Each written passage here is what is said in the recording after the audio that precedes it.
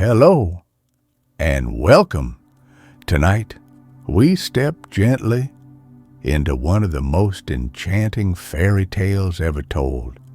There's nothing you need to do right now. Just settle in, breathe a little slower, and let the day drift away. If this space brings you comfort, you're always welcome to stay by liking the video or subscribing, but only if it truly feels right to you. I love knowing where these stories travel, so if you wish, leave a comment telling me where you're listening from and what time the night has reached for you. Now lower the lights, let a soft sound fill the room, and allow yourself to be carried slowly, calmly into tonight's story. The Drummer. A young drummer went out quite alone one evening into the country and came to a lake on the shore of which he perceived 3 pieces of white linen lying. "What fine linen," said he, and put one piece in his pocket. He returned home, thought no more of what he had found, and went to bed. Just as he was going to sleep, it seemed to him as if someone was saying his name. He listened and was aware of a soft voice which cried to him, "Drummer, drummer, wake up." As it was a dark night, he could see no one, but it appeared to him that a figure was hovering about his bed. "What do you want?" he asked. "Give me back my dress," answered the voice, "that you took away from me last evening by the lake." "You shall have it back again," said the drummer, "if you will tell me who you are." "Ah," replied the voice, "I am the daughter of a mighty king, but I have fallen into the power of a witch and am shut up on the glass mountain. I have to bathe in the lake every day with my 2 sisters, but I cannot fly back again without my dress. My sisters have gone away, but I have been forced to stay behind. I entreat you to give me my dress back." "Be easy, poor child," said the drummer. "I will willingly give it back to you." He took it out of his pocket and reached it to her in the dark. She snatched it in haste and wanted to go away with it. "Stop a moment. Perhaps I can help you." "You can only help me by ascending the glass mountain and freeing me from the power of the witch. But you cannot come to the glass mountain, and indeed, if you were quite close to it, you could not ascend it. When I want to do a thing, I always can do it," said the drummer. "I am sorry for you and have no fear of anything. But I do not know the way which leads to the glass mountain. The road goes through the great forest in which the man-eaters live." She answered, "And more than that I dare not tell you." And then he heard her wings quiver as she flew away. By daybreak, the drummer arose, buckled on his drum, and went without fear straight into the forest. After he had walked for a while without seeing any giants, he thought to himself, "I must waken up the sluggards," and he hung his drum before him and beat such a reveille that the birds flew out of the trees with loud cries. It was not long before a giant who had been lying sleeping among the grass rose up and was as tall as a fir tree. "Wretch," cried he, "what art thou drumming here for and wakening me out of my best sleep?" "I am drumming," he replied, "because I want to show the way to many thousands who are following me." "What do they want in my forest?" demanded the giant. "They want to put an end to thee and cleanse the forest of such a monster as thou art." "Oh," said the giant, "I will trample you all to death like so many ants." "Dost thou think thou canst do anything against us?" said the drummer. "If thou stoopest to take hold of one, he will jump away and hide himself. But when thou art lying down and sleeping, they will come forth from every thicket and creep up to thee. Every one of them has a hammer of steel in his belt, and with that they will beat in thy skull." The giant grew angry and thought, "If I meddle with the crafty folk, it might turn out badly for me. I can strangle wolves and bears, but I cannot protect myself from these earthworms.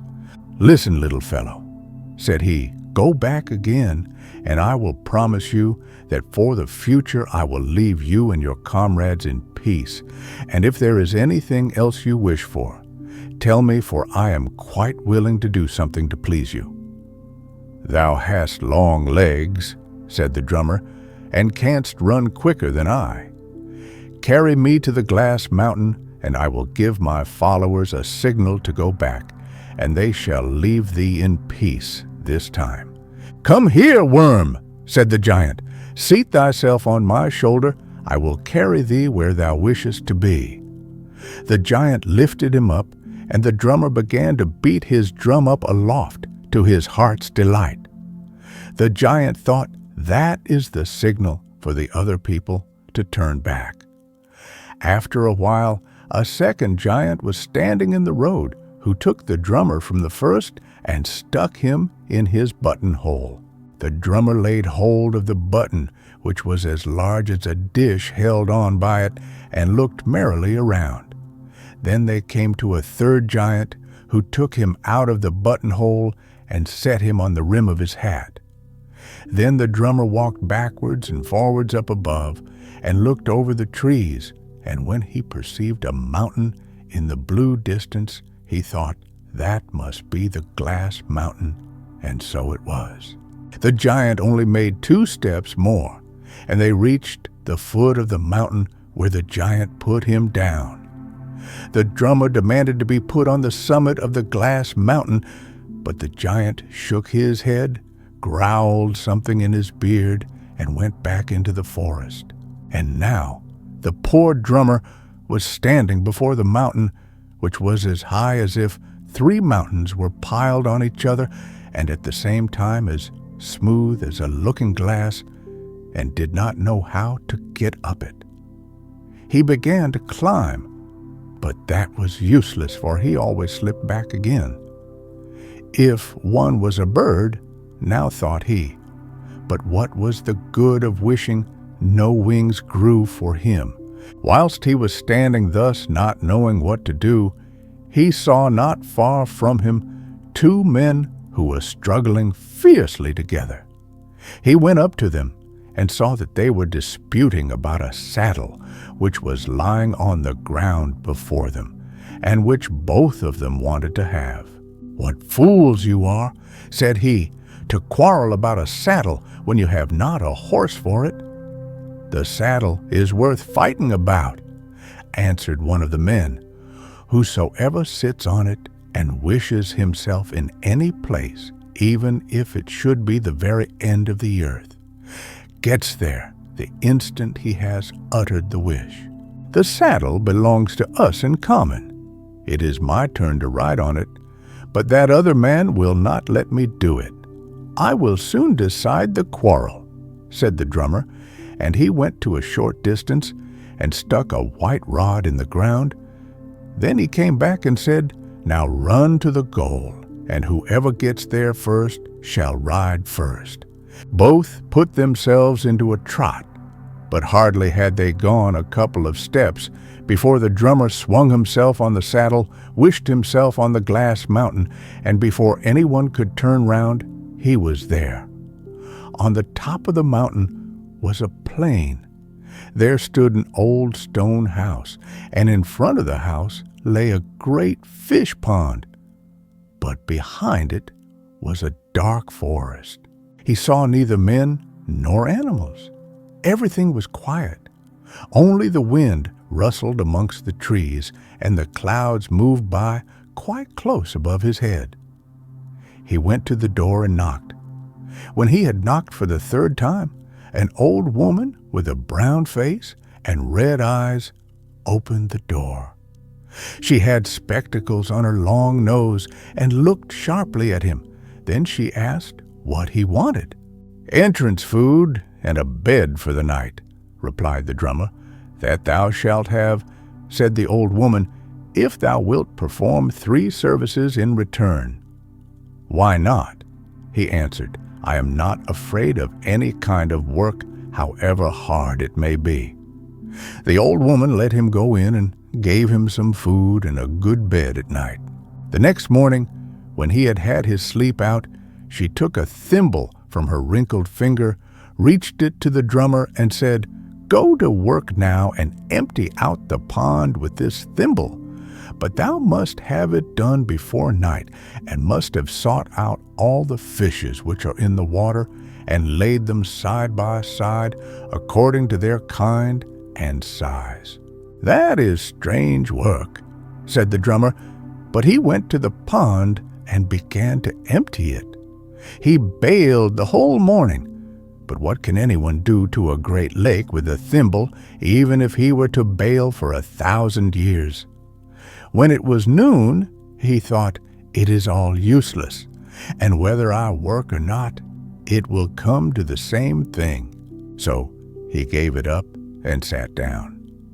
Then came a maiden out of the house, who set a little basket with food before him, and said, "What ails thee that thou sittest so sadly here?"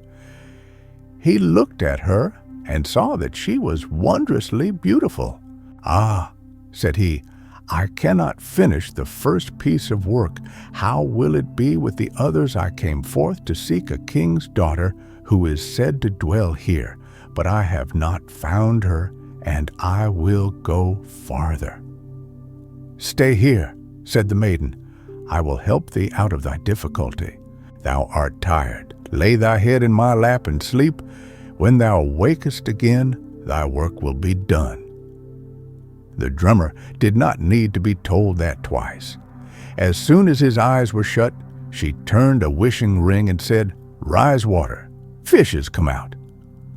Instantly, the water rose on high like a white mist and moved away with the other clouds, and the fishes sprang on the shore and laid themselves side by side, each according to his size and kind.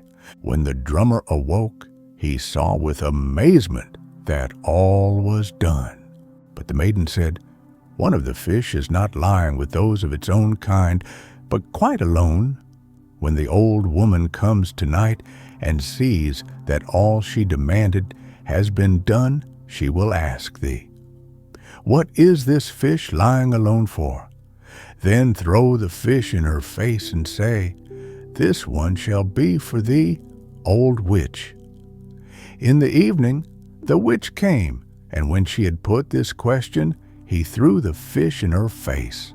She behaved as if she did not remark it, and said nothing, but looked at him with malicious eyes. Next morning, she said, "Yesterday it was too easy for thee. I must give thee harder work.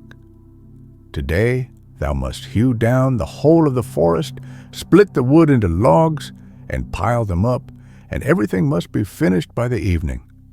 She gave him an axe, a mallet, and 2 wedges, but the axe was made of lead, and the mallet and wedges were of tin. When he began to cut, the edge of the axe turned back, and the mallet and wedges were beaten out of shape. He did not know how to manage, but at midday the maiden came once more with his dinner and comforted him. "Lay thy head on my lap," said she, "and sleep. When thou awakest, thy work will be done." She turned her wishing ring, and in an instant the whole forest fell down with a crash. The wood split and arranged itself in heaps, and it seemed just as if unseen giants were finishing the work. When he awoke, the maiden said, "Dost thou see that the wood is piled up and arranged? One bough alone remains. But when the old woman comes this evening and asks thee about that bough, give her a blow with it and say, 'That is for thee, thou witch.'" The old woman came. "There thou seest how easy the work was," said she. "But for whom hast thou left that bough which is lying there still?" "For thee, thou witch," he replied, and gave her a blow with it. but she pretended not to feel it, laughed scornfully, and said, "Early tomorrow morning thou shalt arrange all the wood in one heap, set fire to it, and burn it." He rose at break of day and began to pick up the wood, but how can a single man get a whole forest together? The work made no progress. The maiden, however, did not desert him in his need. She brought him his food at noon, and when he had eaten, he laid his head on her lap and went to sleep. When he awoke, the entire pile of wood was burning in one enormous flame which stretched its tongues out into the sky. "Listen to me," said the maiden. "When the witch comes, she will give thee all kinds of orders.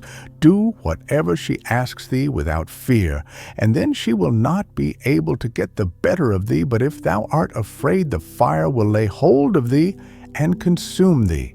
At last, when thou hast done everything, seize her with both thy hands and throw her into the midst of the fire." The maiden departed, and the old woman came sneaking up to him.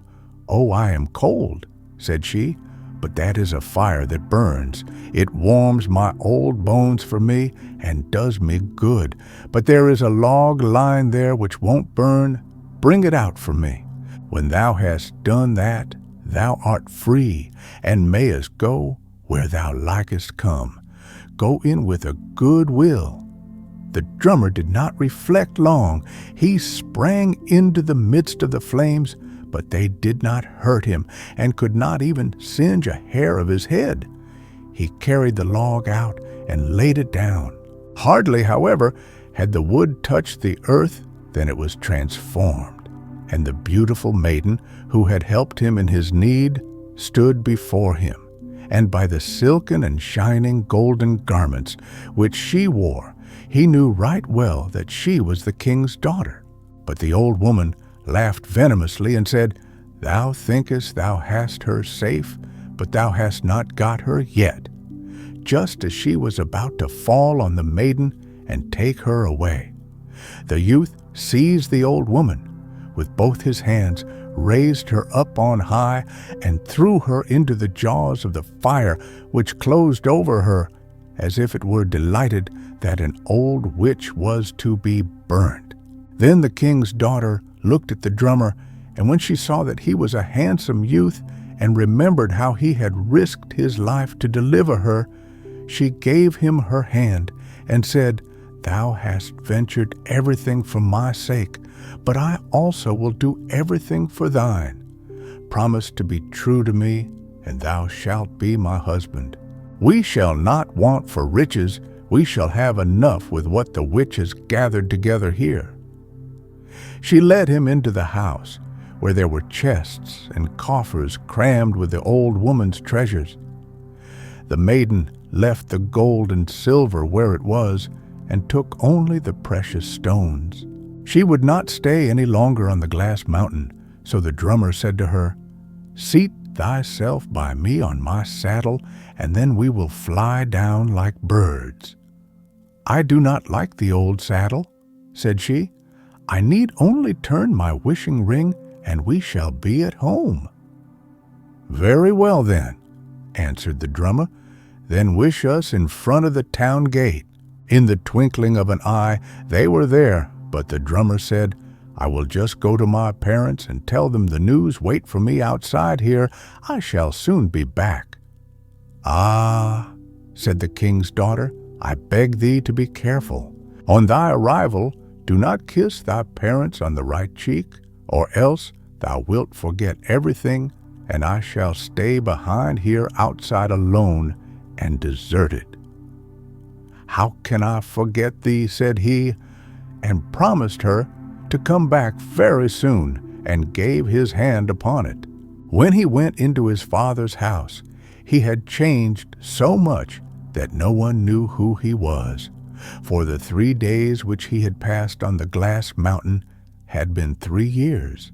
Then he made himself known, and his parents fell on his neck with joy, and his heart was so moved that he forgot what the maiden had said and kissed them on both cheeks.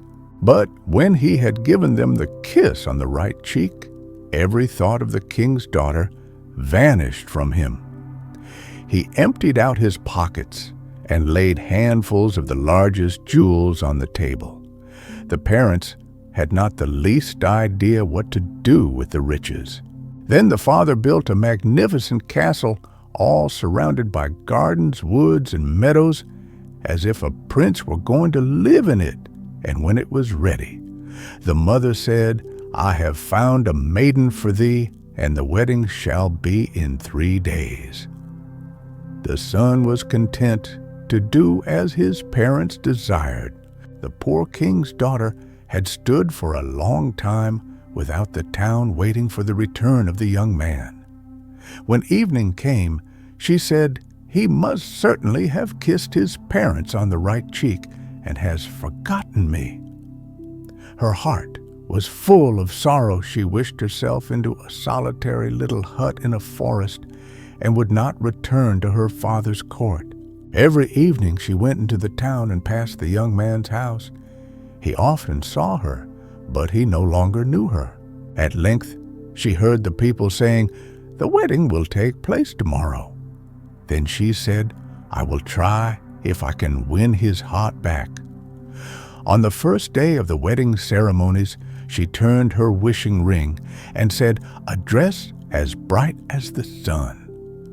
Instantly, the dress lay before her, and it was as bright as if it had been woven of real sunbeams. When all the guests were assembled, she entered the hall. Everyone was amazed at the beautiful dress, and the bride most of all, and as pretty dresses were the things she had most delight in. She went to the stranger and asked if she would sell it to her. "Not for money," she answered, "but if I may pass the first night outside the door of the room where your betrothed sleeps, I will give it up to you." The bride could not overcome her desire and consented, but she mixed a sleeping draught with the wine her betrothed took at night, which made him fall into a deep sleep. When all had become quiet, the king's daughter crouched down by the door of the bedroom, opened it just a little, and cried, "Drummer, drummer, I pray thee hear. Hast thou forgotten thou heldest me dear, that on the glass mountain we sat hour by hour, that I rescued thy life from the witch's power? Didst thou not plight thy troth to me? Drummer, drummer, hearken to me." But it was all in vain. The drummer did not awake, and when morning dawned, the king's daughter was forced to go back again as she came. On the second evening, she turned her wishing ring and said, "A dress as silvery as the moon." When she appeared at the feast in the dress which was as soft as moonbeams, it again excited the desire of the bride, and the king's daughter gave it to her for permission to pass the second night also outside the door of the bedroom. Then, in the stillness of the night, she cried, "Drummer, drummer, I pray thee hear. Hast thou forgotten thou heldest me dear, that on the glass mountain we sat hour by hour, that I rescued thy life from the witch's power? Didst thou not plight thy troth to me? Drummer, drummer, hearken to me." But the drummer, who was stupefied with the sleeping draught, could not be aroused. Sadly, next morning, she went back to her hut in the forest. But the people in the house had heard the lamentation of the stranger maiden and told the bridegroom about it. They told him also that it was impossible that he could hear anything of it, because the maiden he was going to marry had poured a sleeping draught into his wine. On the third evening, the king's daughter turned her wishing ring and said, "A dress glittering like the stars." When she showed herself therein at the feast, the bride was quite beside herself with the splendor of the dress, which far surpassed the others, and she said, "I must and will have it."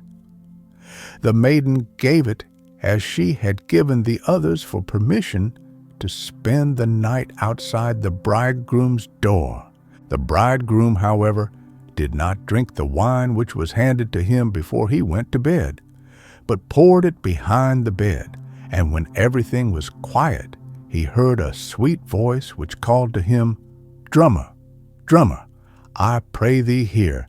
Hast thou forgotten thou held me dear, that on the glass mountain we sat hour by hour, that I rescued thy life from the witch's power?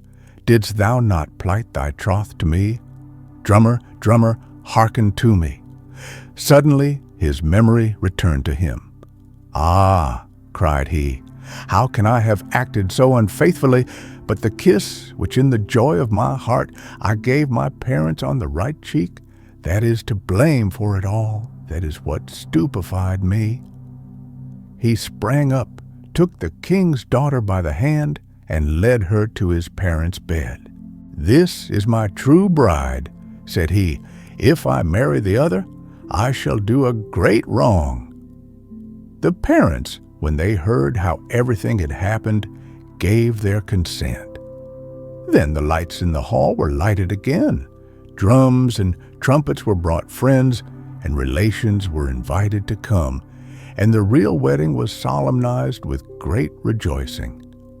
The first bride received the beautiful dresses as a compensation and declared herself satisfied. The donkey. Once on a time, there lived a king and a queen who were rich and had everything they wanted, but no children. The queen lamented over this day and night and said, "I am like a field on which nothing grows."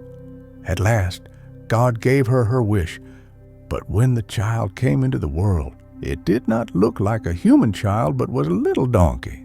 When the mother saw that her lamentations and outcries began in real earnest, she said she would far rather have had no child at all than have a donkey, and that they were to throw it into the water that the fishes might devour it. But the king said, "No, since God has sent him, he shall be my son and heir, and after my death, sit on the royal throne and wear the kingly crown." The donkey therefore was brought up and grew bigger, and his ears grew up beautifully high and straight. He was, however, of a merry disposition, jumped about, played, and had a special pleasure in music, so that he went to a celebrated musician and said, "Teach me thine art, that I may play the lute as well as thou dost." "Ah, dear little master," answered the musician, "that would come very hard to you. Your fingers are certainly not suited to it, and are far too big. I am afraid the strings would not last." No excuses were of any use. The donkey was determined to play the lute. He was persevering and industrious, and at last learnt to do it as well as the master himself. The young lordling once went out walking full of thought and came to a well. He looked into it, and in the mirror-clear water saw his donkey's form.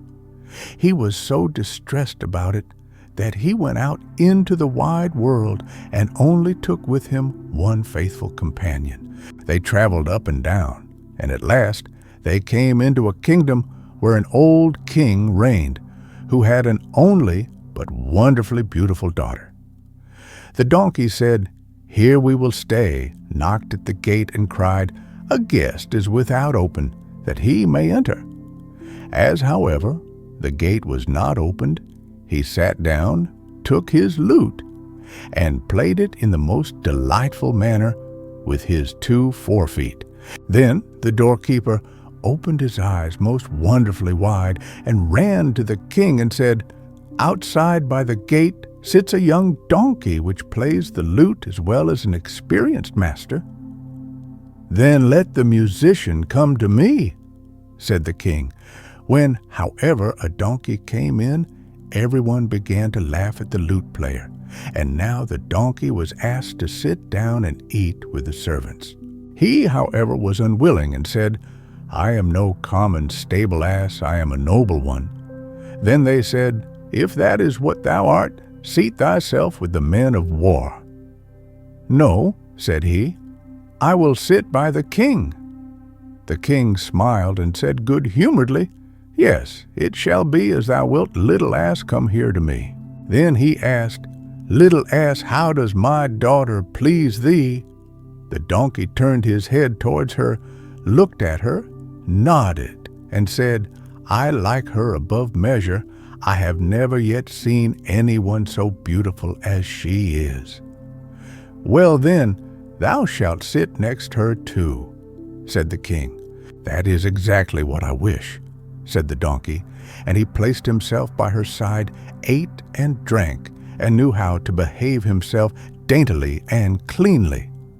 When the noble beast had stayed a long time at the king's court, he thought, What good does all this do me?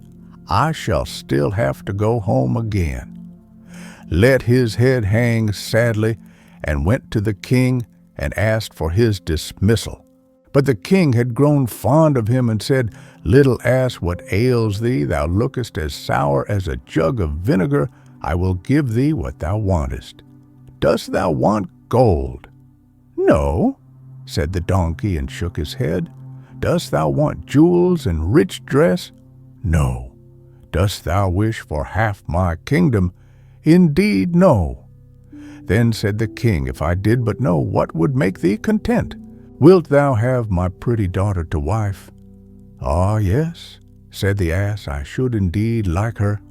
And all at once he became quite merry and full of happiness, for that was exactly what he was wishing for.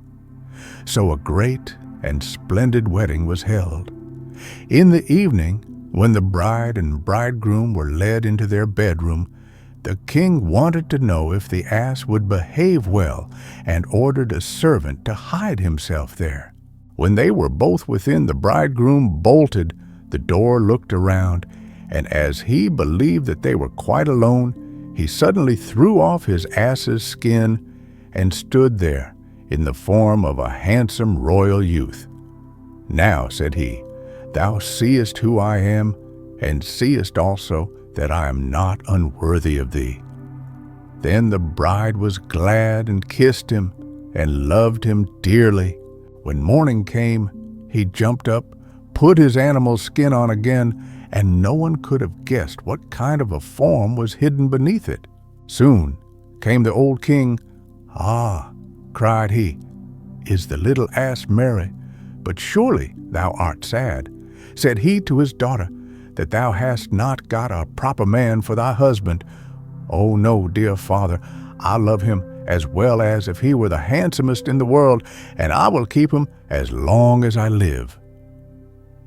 The king was surprised, but the servant who had concealed himself came and revealed everything to him. The king said, That cannot be true. Then watch yourself the next night, and you will see it with your own eyes. And hark you, Lord King, if you were to take his skin away and throw it in the fire, he would be forced to show himself in his true shape. Thy advice is good, said the king. And at night, when they were asleep, he stole in, and when he got to the bed, he saw by the light of the moon a noble-looking youth lying there, and the skin lay stretched on the ground. So he took it away, and had a great fire lighted outside, and threw the skin into it, and remained by it himself, until it was all burnt to ashes. As, however, he was anxious to know how the robbed man would behave himself, he stayed awake the whole night and watched. When the youth had slept his sleep out, he got up by the first light of morning, and wanted to put on the ass's skin. But it was not to be found. On this he was alarmed, and full of grief and anxiety said, Now I shall have to contrive to escape. But when he went out, there stood the king, who said, My son, whither away in such haste? What hast thou in mind? Stay here, thou art such a handsome man, thou shalt not go away from me.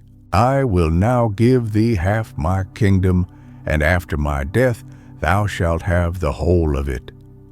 Then I hope that what begins so well may end well, and I will stay with you," said the youth.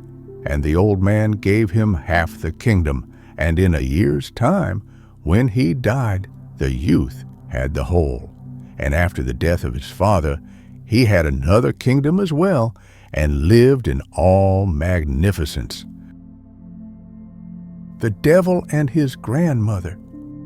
There was a great war, and the king had many soldiers, but gave them small pay, so small that they could not live upon it. So 3 of them agreed among themselves to desert. One of them said to the others, "If we are caught, we shall be hanged on the gallows. How shall we manage it?" Another said, "Look at that great cornfield. If we were to hide ourselves there, no one could find us. The troops are not allowed to enter it, and tomorrow they are to march away." They crept into the corn, only the troops did not march away, but remained lying all round about it. They stayed in the corn for 2 days and 2 nights, and were so hungry that they all but died. But if they had come out, their death would have been certain. Then said they, "What is the use of our deserting if we have to perish miserably here?" But now a fiery dragon came flying through the air, and it came down to them, and asked why they had concealed themselves there. They answered, "We are 3 soldiers who have deserted because the pay was so bad, and now we shall have to die of hunger if we stay here, or to dangle on the gallows if we go out." "If you will serve me for 7 years," said the dragon, "I will convey you through the army so that no one shall seize you." "We have no choice and are compelled to accept," they replied. Then the dragon caught hold of them with its claws and carried them away through the air over the army and put them down again on the earth far from it. But the dragon was no other than the devil. He gave them a small whip and said, "Whip with it and crack it, and then as much gold will spring up round about as you can wish for. Then you can live like great lords, keep horses, and drive your carriages. But when the 7 years have come to an end, you are my property." Then he put before them a book which they were all 3 forced to sign. "I will, however, then set you a riddle," said he, "and if you can guess that you shall be free and released from my power." Then the dragon flew away from them, and they went away with their whip, had gold in plenty, ordered themselves rich apparel, and traveled about the world. Wherever they were, they lived in pleasure and magnificence, rode on horseback, drove in carriages, ate and drank, but did nothing wicked. The time slipped quickly away, and when the 7 years were coming to an end, 2 of them were terribly anxious and alarmed, but the third took the affair easily and said, "Brothers, fear nothing. My head is sharp enough. I shall guess the riddle." They went out into the open country and sat down, and the 2 pulled sorrowful faces. Then an aged woman came up to them, who inquired why they were so sad. "Alas," said they, "how can that concern you? After all, you cannot help us." "Who knows?" said she. "Confide your trouble to me." So they told her that they had been the devil's servants for nearly 7 years, and that he had provided them with gold as plentifully as if it had been blackberries, but that they had sold themselves to him and were forfeited to him if at the end of the 7 years they could not guess a riddle. The old woman said, "If you are to be saved, one of you must go into the forest. There he will come to a fallen rock, which looks like a little house. He must enter that, and then he will obtain help." The 2 melancholy ones thought to themselves, "That will still not save us," and stayed where they were. But the third, the merry one, got up and walked on in the forest until he found the rock house.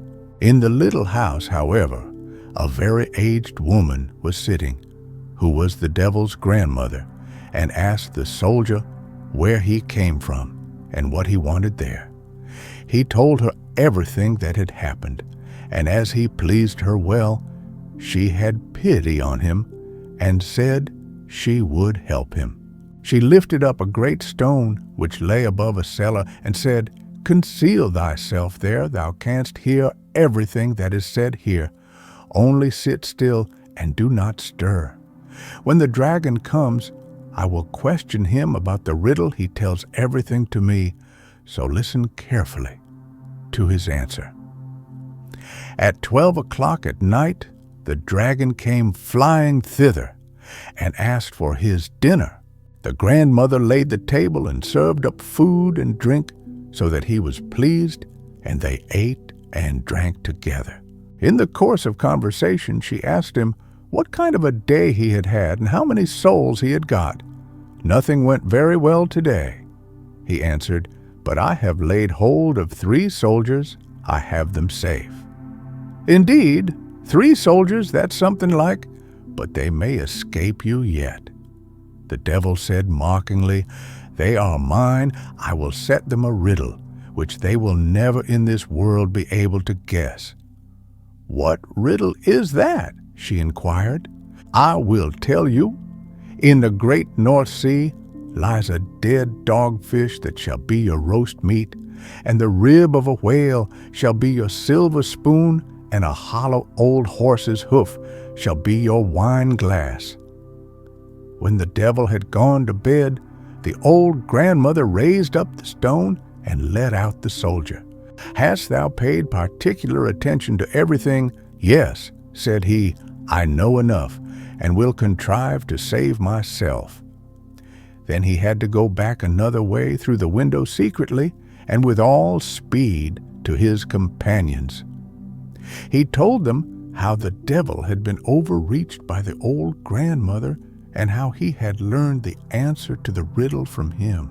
Then they were all joyous and of good cheer, and took the whip and whipped so much gold for themselves that it ran all over the ground. When the 7 years had fully gone by, the devil came with the book, showed the signatures, and said, "I will take you with me to hell. There you shall have a meal. If you can guess what kind of roast meat you will have to eat, you shall be free and released from your bargain, and may keep the whip as well." Then the first soldier began and said, "In the great North Sea lies a dead dogfish that no doubt is the roast meat." The devil was angry and began to mutter, and asked the second, "But what will your spoon be?" "The rib of a whale that is to be our silver spoon." The devil made a wry face again, growled, and said to the third, "And do you also know what your wine glass is to be? An old horse's hoof is to be our wine glass." Then the devil flew away with a loud cry and had no more power over them. But the 3 kept the whip, whipped as much money for themselves with it as they wanted, and lived happily to their end. Clever Hans. The mother of Hans said, "Whither away, Hans?" Hans answered, "To Gretel." "Behave well, Hans." "Oh, I'll behave well." "Goodbye, mother." "Goodbye, Hans." Hans comes to Gretel. "Good day, Gretel." "Good day, Hans. What dost thou bring that is good?" "I bring nothing. I want to have something given me." Gretel presents Hans with a needle. Hans says, "Goodbye, Gretel." "Goodbye, Hans." Hans takes the needle, sticks it into a hay cart, and follows the cart home. "Good evening, mother." "Good evening, Hans. Where hast thou been?" "With Gretel." "What didst thou take her?" "Took nothing. Had something given me." "What did Gretel give thee?" "Gave me a needle." "Where is the needle, Hans?" "Stuck it in the hay cart." "That was ill done, Hans. Thou shouldst have stuck the needle in thy sleeve." "Never mind, I'll do better next time." "Whither away, Hans?" To Gretel mother. Behave well, Hans. Oh, I'll behave well. Goodbye, mother. Goodbye, Hans. Hans comes to Gretel. Good day, Gretel. Good day, Hans.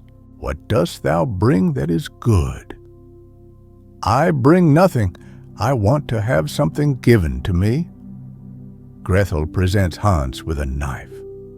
Goodbye, Gretel. Goodbye, Hans.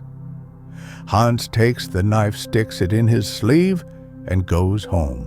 Good evening, mother. Good evening, Hans. Where hast thou been with Gretel? What didst thou take her? Took her nothing, she gave me something. What did Gretel give thee? Gave me a knife. Where is the knife, Hans? Stuck in my sleeve. That's ill done, Hans.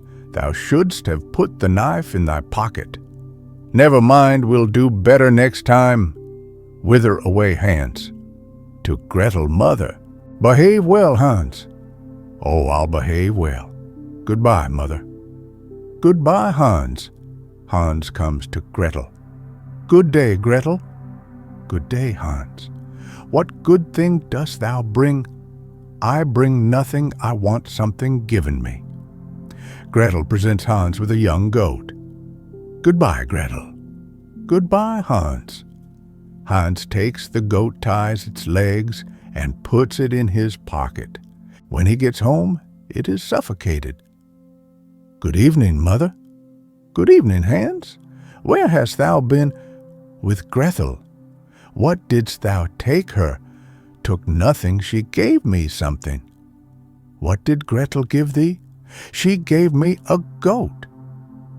Where is the goat, Hans? Put it in my pocket. That was ill done, Hans. Thou shouldst have put a rope round the goat's neck. Never mind, we'll do better next time. Whither away, Hans? To Gretel mother. Behave well, Hans. Oh, I'll behave well. Goodbye, mother. Goodbye, Hans. Hans comes to Gretel. Good day, Gretel. Good day, Hans. What good thing dost thou bring? I bring nothing, I want something given me. Gretel presents Hans with a piece of bacon. Goodbye, Gretel. Goodbye, Hans. Hans takes the bacon, ties it to a rope, and drags it away behind him. The dogs come and devour the bacon. When he gets home, he has the rope in his hand, and there is no longer anything hanging to it. Good evening, mother. Good evening, Hans. Where hast thou been? With Gretel? What didst thou take her? I took her nothing, she gave me something. What did Gretel give thee? Gave me a bit of bacon. Where is the bacon? Hans, I tied it to a rope, brought it home. Dogs took it. That was ill done, Hans. Thou shouldst have carried the bacon on thy head. Never mind, we'll do better next time. Whither away, Hans? To Gretel mother. Behave well, Hans. I'll behave well. Goodbye, mother. Goodbye, Hans. Hans comes to Gretel. Good day, Gretel. Good day, Hans. What good thing dost thou bring? I bring nothing, but would have something given. Gretel presents Hans with a calf. Goodbye, Gretel. Goodbye, Hans. Hans takes the calf, puts it on his head, and the calf kicks his face. Good evening, mother. Good evening, Hans. Where hast thou been? With Gretel. What didst thou take her? I took nothing, but had something given me. What did Gretel give thee? A calf. Where hast thou the calf? Hans. I set it on my head, and it kicked my face. That was ill done, Hans. Thou shouldst have led the calf and put it in the stall. Never mind. We'll do better next time. Whither away, Hans? To Gretel mother. Behave well, Hans. I'll behave well. Goodbye, mother. Goodbye, Hans. Hans comes to Gretel. Good day, Gretel. Good day, Hans. What good thing dost thou bring? I bring nothing, but would have something given. Gretel says to Hans, I will go with thee. Hans takes Gretel, ties her to a rope, leads her to the rack, and binds her fast. Then Hans goes to his mother. Good evening, mother. Good evening, Hans. Where hast thou been? With Gretel. What didst thou take her? I took her nothing. What did Gretel give thee? She gave me nothing, she came with me. Where hast thou left Gretel? I led her by the rope, tied her to the rack, and scattered some grass for her. That was ill done, Hans, thou shouldst have cast friendly eyes on her. Never mind, we'll do better. Hans went into the stable, cut out all the calves and sheep's eyes, and threw them in Gretel's face. Then Gretel became angry, tore herself loose, and ran away, and became the bride of Hans. The Lord's animals and the devil's. The Lord God had created all animals and had chosen out the wolf to be his dog, but he had forgotten the goat. Then the devil made ready and began to create also, and created goats with fine long tails. Now when they went to pasture, they generally remained caught in the hedges by their tails. Then the devil had to go there and disentangle them with a great deal of trouble. This enraged him at last, and he went and bit off the tail of every goat, as may be seen to this day by the stump. Then he let them go to pasture alone. But it came to pass that the Lord God perceived how at one time they gnawed away at a fruitful tree, at another injured the noble vines, or destroyed other tender plants. This distressed him, so that in his goodness and mercy he summoned his wolves, who soon tore in pieces the goats that went there. When the devil observed this, he went before the Lord and said, Thy creatures have destroyed mine. The Lord answered, Why didst thou create things to do harm? The devil said, I was compelled to do it inasmuch as my thoughts run on evil. What I create can have no other nature, and thou must pay me heavy damages. I will pay thee as soon as the oak leaves fall. Come then, thy money will then be ready counted out. When the oak leaves had fallen, the devil came and demanded what was due to him. But the Lord said, In the church of Constantinople stands a tall oak tree which still has all its leaves.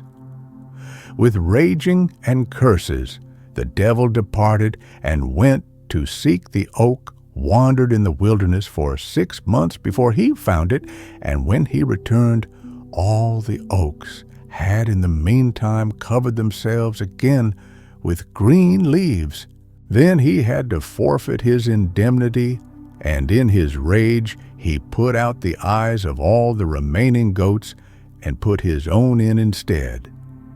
This is why all goats have devil's eyes and their tails bitten off, and why he likes to assume their shape. Odds and ends. There was once on a time a maiden who was pretty but idle and negligent. When she had to spin, she was so out of temper that if there was a little knot in the flax, she at once pulled out a whole heap of it and strewed it about on the ground beside her. Now she had a servant who was industrious, and gathered together the bits of flax which were thrown away, cleaned them, span them fine, and had a beautiful gown made out of them for herself. A young man had wooed the lazy girl, and the wedding was to take place. On the eve of the wedding, the industrious one was dancing merrily about in her pretty dress, and the bride said, "Ah, how that girl does jump about dressed in my odds and ends." The bridegroom heard that and asked the bride what she meant by it. Then she told him that the girl was wearing a dressmake of the flax which she had thrown away. When the bridegroom heard that and saw how idle she was and how industrious the poor girl was, he gave her up and went to the other and chose her as his wife. The Lazy Spinner. In a certain village there once lived a man and his wife, and the wife was so idle that she would never work at anything. Whatever her husband gave her to spin, she did not get done, and what she did spin, she did not wind, but let it all remain entangled in a heap. If the man scolded her, she was always ready with her tongue and said, "Well, how should I wind it when I have no reel? Just you go into the forest and get me one." "If that is all, Retta," said the man, "then I will go into the forest and get some wood for making reels." Then the woman was afraid that if he had the wood, he would make her a reel of it, and she would have to wind her yarn off and then begin to spin again. She bethought herself a little, and then a lucky idea occurred to her, and she secretly followed the man into the forest. And when he had climbed into a tree to choose and cut the wood, she crept into the thicket below where he could not see her, and cried, "He who cuts wood for real shall die, and he who winds shall perish." The man listened, laid down his axe for a moment, and began to consider what that could mean. "Hollo," he said at last, "what can that have been? My ears must have been singing. I won't alarm myself for nothing." So he again seized the axe and began to hew. Then again there came a cry from below, "He who cuts wood for real shall die, and he who winds shall perish." He stopped and felt afraid and alarmed and pondered over the circumstance. But when a few moments had passed, he took heart again, and a third time he stretched out his hand for the axe and began to cut. But someone called out a third time and said loudly, "He who cuts wood for reals shall die, and he who winds shall perish." That was enough for him, and all inclination had departed from him, so he hastily descended the tree and set out on his way home. The woman ran as fast as she could by byways, so as to get home first. So when he entered the parlor, she put on an innocent look as if nothing had happened, and said, "Well, have you brought a nice piece of wood for reels?" "No," said he, "I see very well that winding won't do," and told her what had happened to him in the forest, and from that time forth left her in peace about it. Nevertheless, after some time, the man again began to complain of the disorder in the house. "Wife," said he, "it is really a shame that the spun yarn should lie there all entangled. I'll tell you what," said she, "as we still don't come by any reel, go you up into the loft, and I will stand down below and will throw the yarn up to you, and you will throw it down to me, and so we shall get a skein after all." "Yes, that will do," said the man. So they did that, and when it was done, he said, "The yarn is in skeins, now it must be boiled." The woman was again distressed. She certainly said, "Yes, we will boil it next morning early." But she was secretly contriving another trick. Early in the morning, she got up, lighted a fire, and put the kettle on, only instead of the yarn she put in a lump of tow and let it boil.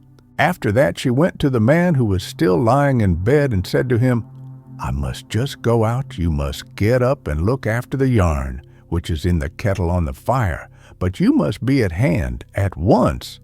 Mind that, for if the cock should happen to crow, and you are not attending to the yarn, it will become tow."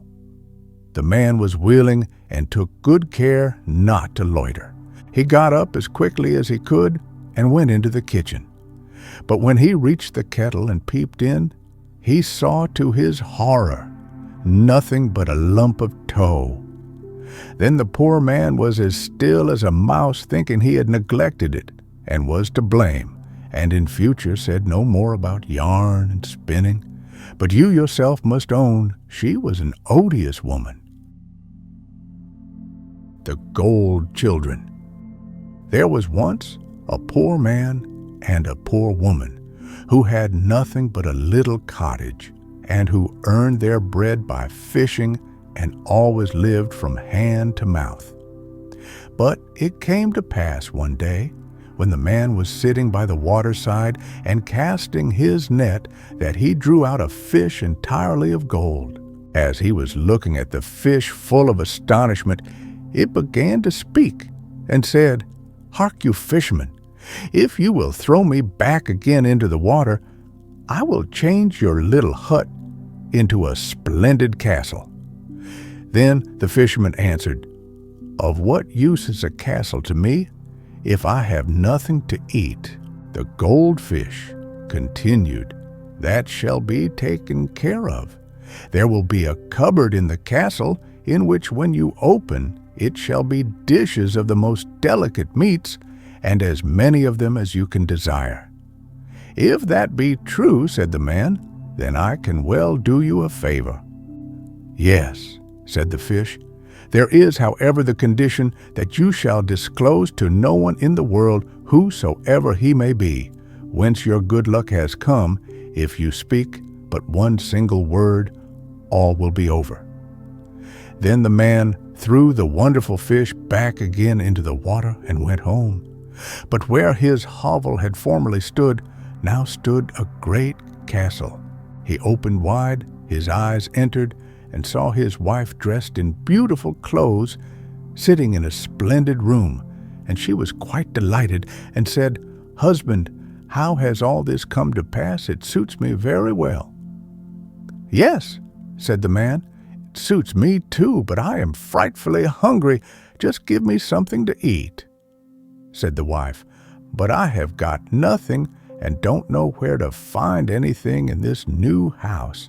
"There is no need of your knowing," said the man, "for I see yonder a great cupboard. Just unlock it." When she opened it, there stood cakes, meat, fruit, wine, quite a bright prospect. Then the woman cried joyfully, "What more can you want, my dear?" And they sat down and ate and drank together. When they had had enough, the woman said, "But husband, whence come all these riches?" "Alas," answered he, "do not question me about it, for I dare not tell you anything. If I disclose it to anyone, then all our good fortune will fly." "Very good," said she. "If I am not to know anything, then I do not want to know anything." However, she was not in earnest. She never rested day or night, and she goaded her husband until in his impatience he revealed that all was owing to a wonderful golden fish, which he had caught, and to which in return he had given its liberty. And as soon as the secret was out, the splendid castle with the cupboard immediately disappeared. They were once more in the old fisherman's hut, and the man was obliged to follow his former trade and fish. But fortune would so have it that he once more drew out the golden fish. "Listen," said the fish, "if you will throw me back into the water again, I will once more give you the castle with the cupboard full of roast and boiled meats. Only be firm for your life's sake. Don't reveal from whom you have it, or you will lose it all again." "I will take good care," answered the fisherman, and threw the fish back into the water. Now at home, everything was once more in its former magnificence, and the wife was overjoyed at their good fortune, but curiosity left her no peace, so that after a couple of days she began to ask again how it had come to pass, and how he had managed to cure it. The man kept silence for a short time, but at last she made him so angry that he broke out and betrayed the secret.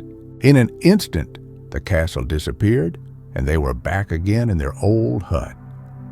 "Now you have got what you want," said he, "and we can gnaw at a bare bone again." "Ah," said the woman, "I had rather not have riches if I am not to know from whom they come, for then I have no peace." The man went back to fish, and after a while he chanced to draw out the goldfish for a third time. "Listen," said the fish, "I see very well that I am fated to fall into your hands. Take me home and cut me into 6 pieces. Give your wife 2 of them to eat, 2 to your horse, and bury 2 of them in the ground. Then they will bring you a blessing." The fisherman took the fish home with him and did as it had bidden him. It came to pass, however, that from the 2 pieces that were buried in the ground, 2 golden lilies sprang up, that the horse had 2 golden foals. And the fisherman's wife bore 2 children who were made entirely of gold. The children grew up, became tall and handsome, and the lilies and horses grew likewise. Then they said, "Father, we want to mount our golden steeds and travel out in the world." But he answered sorrowfully, "How shall I bear it if you go away, and I know not how it fares with you?" Then they said, "The 2 golden lilies remain here. By them you can see how it is with us. If they are fresh, then we are in health. If they are withered, we are ill. If they perish, then we are dead." So they rode forth and came to an inn in which were many people. And when they perceived the gold children, they began to laugh and jeer.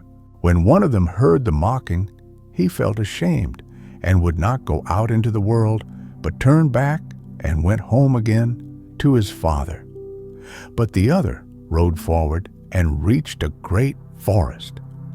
As he was about to enter it, the people said, "It is not safe for you to ride through the wood. It is full of robbers who would treat you badly. You will fare ill, and when they see that you are all of gold, and your horse likewise, they will assuredly kill you." But he would not allow himself to be frightened, and said, "I must and will ride through it." Then he took bear skins and covered himself and his horse with them, so that the gold was no more to be seen, and rode fearlessly into the forest. When he had ridden onward a little, he heard a rustling in the bushes, and heard voices speaking together. From one side came cries of, "There is one," but from the other, "Let him go. 'Tis an idle fellow, as poor and bare as a church mouse. What should we gain from him?"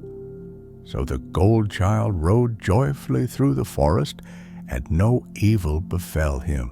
One day he entered a village, wherein he saw a maiden who was so beautiful that he did not believe that any more beautiful than she existed in the world. And as such, a mighty love took possession of him.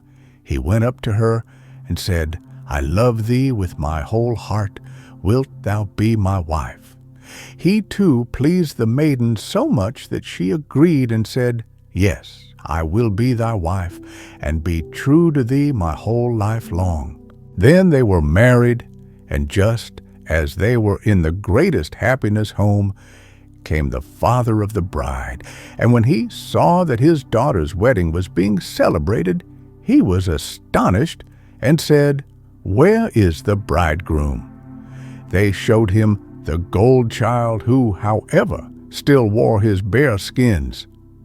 Then the father said wrathfully, "A vagabond shall never have my daughter," and was about to kill him.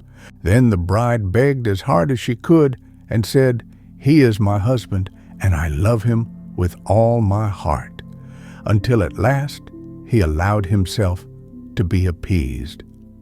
Nevertheless, the idea never left his thoughts, so that next morning he rose early, wishing to see whether his daughter's husband was a common ragged beggar. But when he peeped in, he saw a magnificent golden man in the bed and the cast-off bear skins lying on the ground. Then he went back and thought, "What a good thing it was that I restrained my anger. I should have committed a great crime." But the gold child dreamed that he rode out to hunt a splendid stag, and when he awoke in the morning, he said to his wife, "I must go out hunting." She was uneasy and begged him to stay there and said, "You might easily meet with a great misfortune." But he answered, "I must and will go."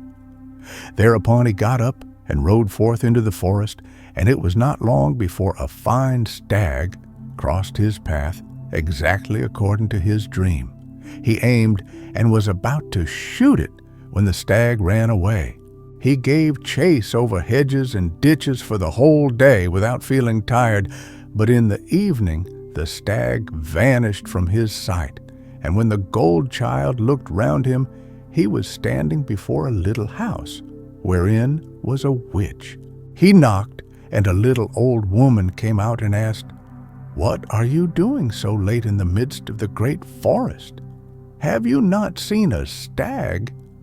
"Yes," answered she, "I know the stag well."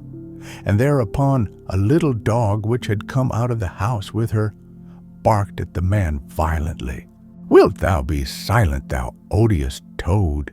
said he, "or I will shoot thee dead." Then the witch cried out in a passion, "What, will you slay my little dog?" and immediately transformed him so that he lay like a stone, and his bride awaited him in vain, and thought, "That which I so greatly dreaded, which lay so heavily on my heart, has come upon him."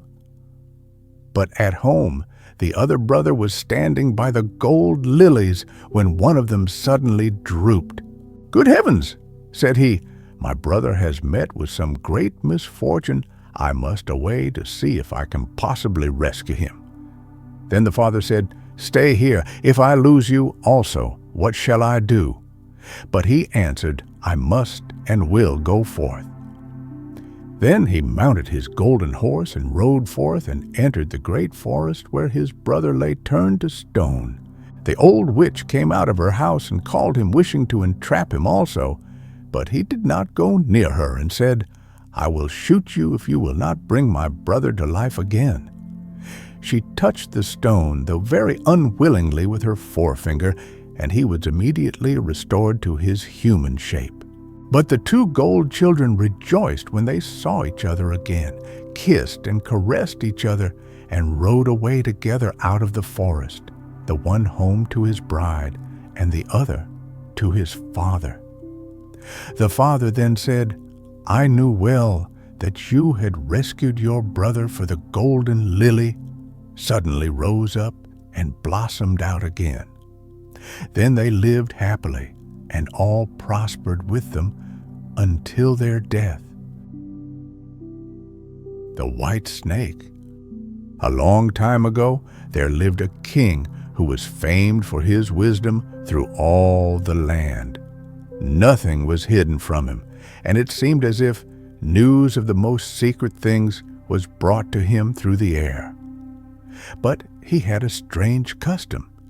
Every day after dinner, when the table was cleared and no one else was present, a trusty servant had to bring him one more dish. It was covered, however, and even the servant did not know what was in it. Neither did anyone know, for the king never took off the cover to eat of it until he was quite alone. This had gone on for a long time, when one day the servant who took away the dish was overcome with such curiosity that he could not help carrying the dish into his room. When he had carefully locked the door, he lifted up the cover and saw a white snake lying on the dish. But when he saw it, he could not deny himself the pleasure of tasting it, so he cut off a little bit and put it into his mouth. No sooner had it touched his tongue than he heard a strange whispering of little voices outside his window. He went and listened, and then noticed that it was the sparrows who were chattering together and telling one another of all kinds of things which they had seen in the fields and woods. Eating the snake had given him power of understanding the language of animals. Now it so happened that on this very day the queen lost her most beautiful ring, and suspicion of having stolen it fell upon this trusty servant who was allowed to go everywhere. The king ordered the man to be brought before him and threatened with angry words that unless he could, before the morrow, point out the thief, he himself should be looked upon as guilty and executed. In vain he declared his innocence. He was dismissed with no better answer. In his trouble and fear, he went down into the courtyard and took thought how to help himself out of his trouble. Now, some ducks were sitting together quietly by a brook and taking their rest. And whilst they were making their feathers smooth with their bills, they were having a confidential conversation together. The servant stood by and listened. They were telling one another of all the places where they had been waddling about all the morning and what good food they had found, and one said in a pitiful tone, "Something lies heavy on my stomach. As I was eating in haste, I swallowed a ring which lay under the queen's window." The servant at once seized her by the neck, carried her to the kitchen, and said to the cook, "Here is a fine duck, pray kill her." "Yes," said the cook, and weighed her in his hand. "She has spared no trouble to fatten herself, and has been waiting to be roasted long enough." So he cut off her head, and as she was being dressed for the spit, the queen's ring was found inside her. The servant could now easily prove his innocence, and the king, to make amends for the wrong, allowed him to ask a favor and promised him the best place in the court that he could wish for. The servant refused everything and only asked for a horse and some money for traveling, as he had a mind to see the world and go about a little. When his request was granted, he set out on his way, and one day came to a pond where he saw 3 fishes caught in the reeds and gasping for water. Now, though it is said that fishes are dumb, he heard them lamenting that they must perish so miserably, and as he had a kind heart, he got off his horse and put the 3 prisoners back into the water. They quivered with delight, put out their heads, and cried to him, "We will remember you and repay you for saving us." He rode on, and after a while it seemed to him that he heard a voice in the sand at his feet. He listened and heard an ant-king complain, "Why cannot folks with their clumsy beasts keep off our bodies? That stupid horse with his heavy hoofs has been treading down my people without mercy." So he turned on to a side path, and the ant-king cried out to him, "We will remember you. One good turn deserves another." The path led him into a wood, and here he saw 2 old ravens standing by their nest and throwing out their young ones.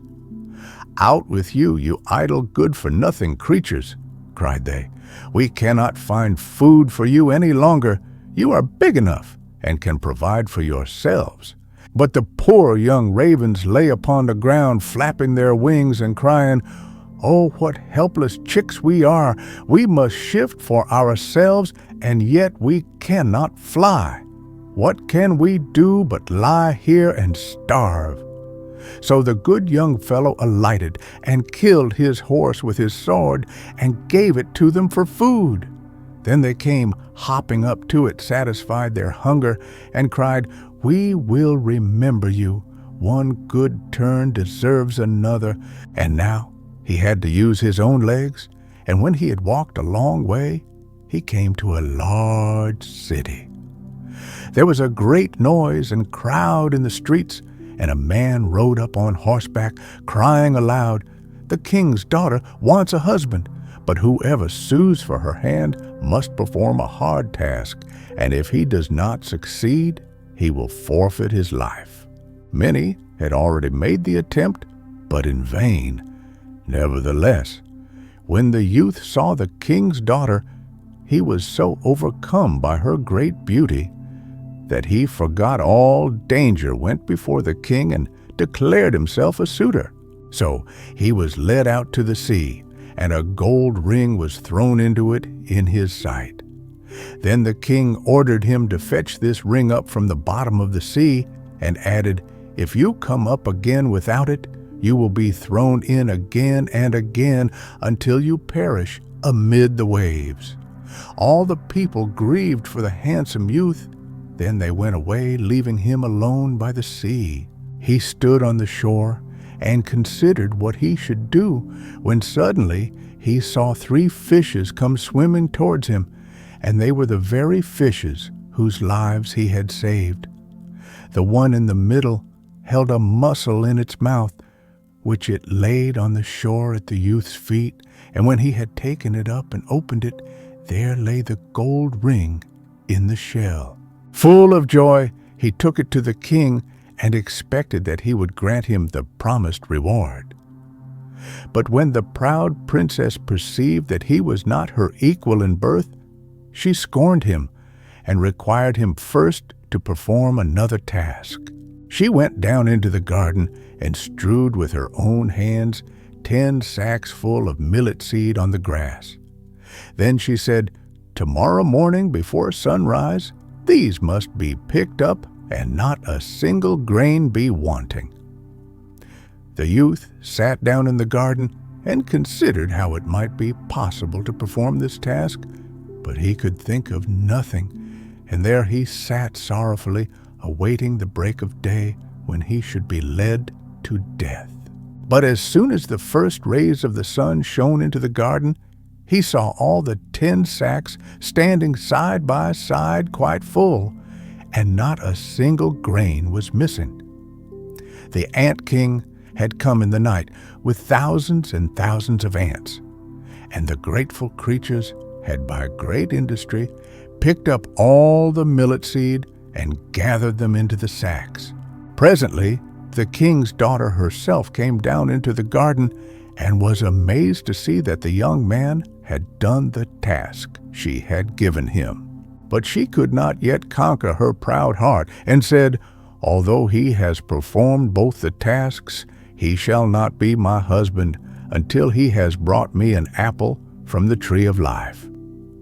The youth did not know where the tree of life stood, but he set out and would have gone on forever as long as his legs would carry him, though he had no hope of finding it. After he had wandered through 3 kingdoms, he came one evening to a wood and lay down under a tree to sleep. But he heard a rustling in the branches, and a golden apple fell into his hand. At the same time, 3 ravens flew down to him, perched themselves upon his knee, and said, "We are the 3 young ravens whom you saved from starving. When we had grown big and heard that you were seeking the golden apple, we flew over the sea to the end of the world, where the tree of life stands, and have brought you the apple." The youth, full of joy, set out homewards, and took the golden apple to the king's beautiful daughter, who had no more excuses left to make. They cut the apple of life in 2 and ate it together, and then her heart became full of love for him, and they lived in undisturbed happiness to a great age. Brides on their trial.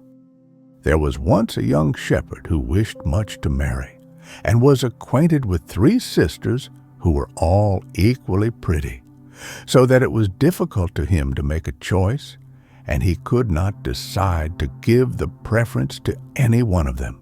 Then he asked his mother for advice, and she said, "Invite all 3 and set some cheese before them, and watch how they eat it." The youth did so. The first, however, swallowed the cheese with the rind on.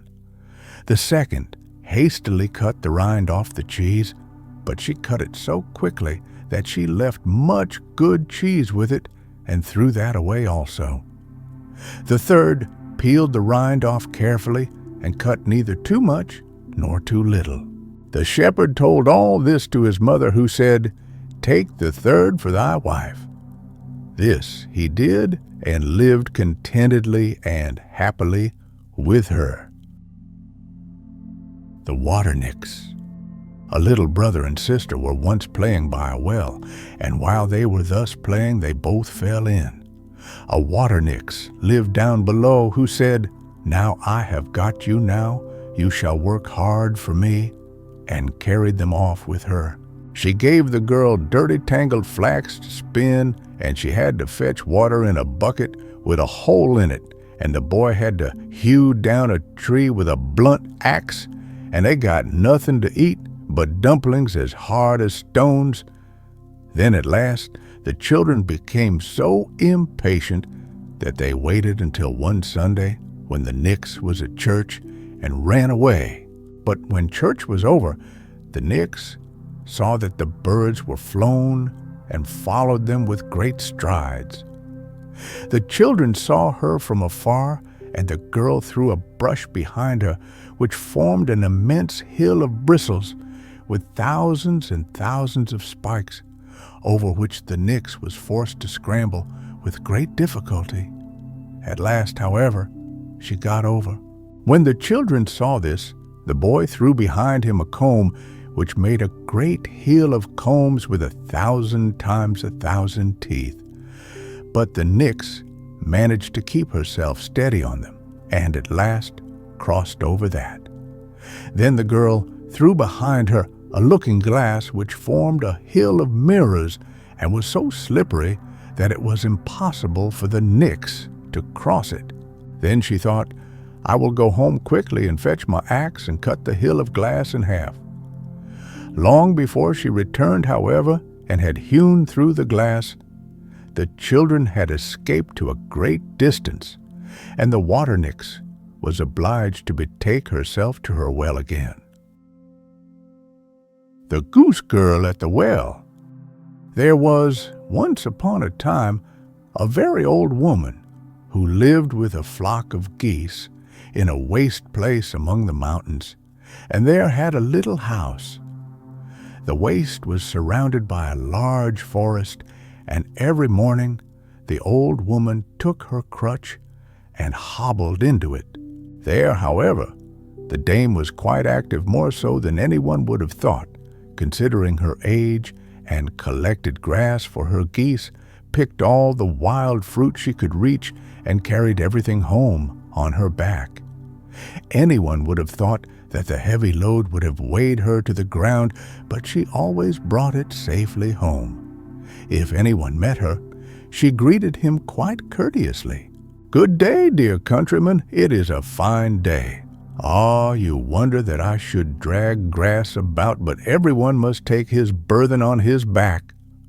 Nevertheless, people did not like to meet her if they could help it, and took by preference a roundabout way, and when a father with his boys passed her, he whispered to them, "Beware of the old woman. She has claws beneath her gloves. She is a witch." One morning, a handsome young man was going through the forest. The sun shone bright, the birds sang, a cool breeze crept through the leaves, and he was full of joy and gladness. He had as yet met no one, when he suddenly perceived the old witch kneeling on the ground cutting grass with a sickle. She had already thrust a whole load into her cloth, and near it stood 2 baskets, which were filled with wild apples and pears. "But, good little mother," said he, "how canst thou carry all that away?" "I must carry it, dear sir," answered she. "Rich folks' children have no need to do such things, but with the peasant folk the saying goes, 'Don't look behind you. You will only see how crooked your back is.' Will you help me?" she said, as he remained standing by her. "You have still a straight back and young legs, it would be a trifle to you. Besides, my house is not so very far from here. It stands there on the heath behind the hill. How soon you would bound up thither." The young man took compassion on the old woman, "My father is certainly no peasant," replied he, "but a rich count. Nevertheless, that you may see that it is not only peasants who can carry things, I will take your bundle." "If you will try it," said she, "I shall be very glad. You will certainly have to walk for an hour. But what will that signify to you? Only you must carry the apples and pears as well." It now seemed to the young man just a little serious when he heard of an hour's walk, but the old woman would not let him off, packed the bundle on his back, and hung the 2 baskets on his arm. "See, it is quite light," said she. "No, it is not light," answered the Count, and pulled a rueful face. "Verily, the bundle weighs as heavily as if it were full of cobblestones, and the apples and pears are as heavy as lead. I can scarcely breathe." He had a mind to put everything down again, but the old woman would not allow it. "Just look," said she mockingly, "the young gentleman will not carry what I, an old woman, have so often dragged along. You are ready with fine words, but when it comes to be earnest, you want to take to your heels. Why are you standing loitering there?" She continued, "Step out. No one will take the bundle off again." As long as he walked on level ground, it was still bearable, but when they came to the hill and had to climb, and the stones rolled down under his feet as if they were alive, it was beyond his strength. The drops of perspiration stood on his forehead and ran hot and cold down his back. "Dame," said he, "I can go no farther. I want to rest a little." "Not here," answered the old woman. "When we have arrived at our journey's end, you can rest, but now you must go forward. Who knows what good it may do you?" "Old woman, thou art becoming shameless," said the Count, and tried to throw off the bundle, but he labored in vain. It stuck as fast to his back as if it grew there. He turned and twisted, but he could not get rid of it. The old woman laughed at this and sprang about, quite delighted on her crutch. "Don't get angry, dear sir," said she. "You are growing as red in the face as a turkey cock. Carry your bundle patiently. I will give you a good present when we get home." What could he do? He was obliged to submit to his fate and crawl along patiently behind the old woman. She seemed to grow more and more nimble, and his burden still heavier. All at once she made a spring, jumped onto the bundle, and seated herself on the top of it, and however withered she might be, she was yet heavier than the stoutest country lass. The youth's knees trembled, but when he did not go on, the old woman hit him about the legs with a switch and with stinging nettles. Groaning continually, he climbed the mountain and at length reached the old woman's house, when he was just about to drop. When the geese perceived the old woman, they flapped their wings, stretched out, their necks ran to meet her, cackling all the while.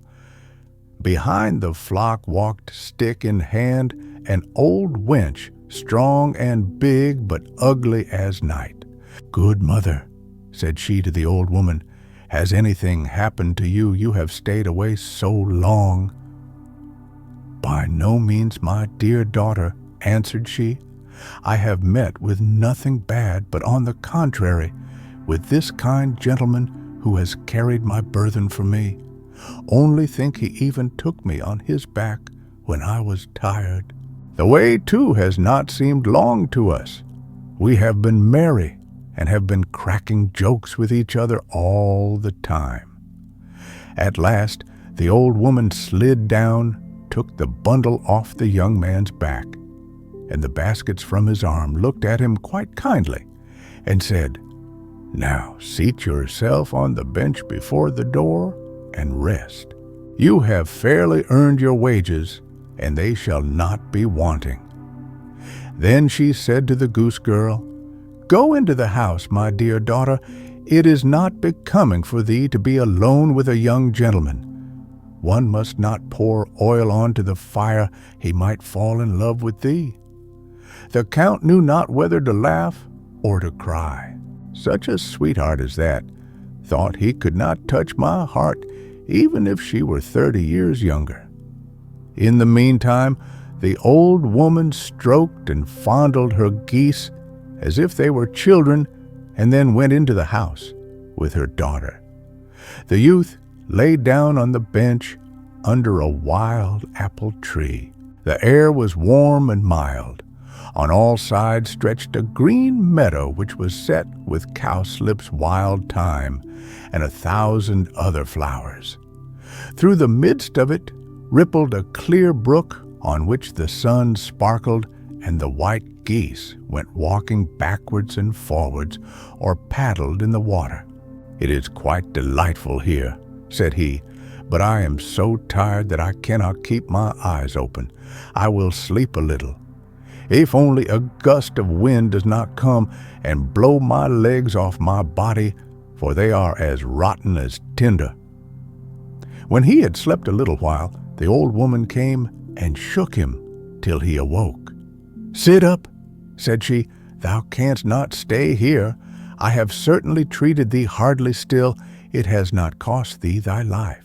Of money and land thou hast no need. Here is something else for thee." Thereupon she thrust a little book into his hand, which was cut out of a single emerald. "Take great care of it," said she. "It will bring thee good fortune." The Count sprang up, and as he felt that he was quite fresh and had recovered his vigor, he thanked the old woman for her present and set off without even once looking back at the beautiful daughter. When he was already some way off, he still heard in the distance the noisy cry of the geese. For 3 days the Count had to wander in the wilderness before he could find his way out. He then reached a large town, and as no one knew him, he was led into the royal palace where the king and queen were sitting on their throne.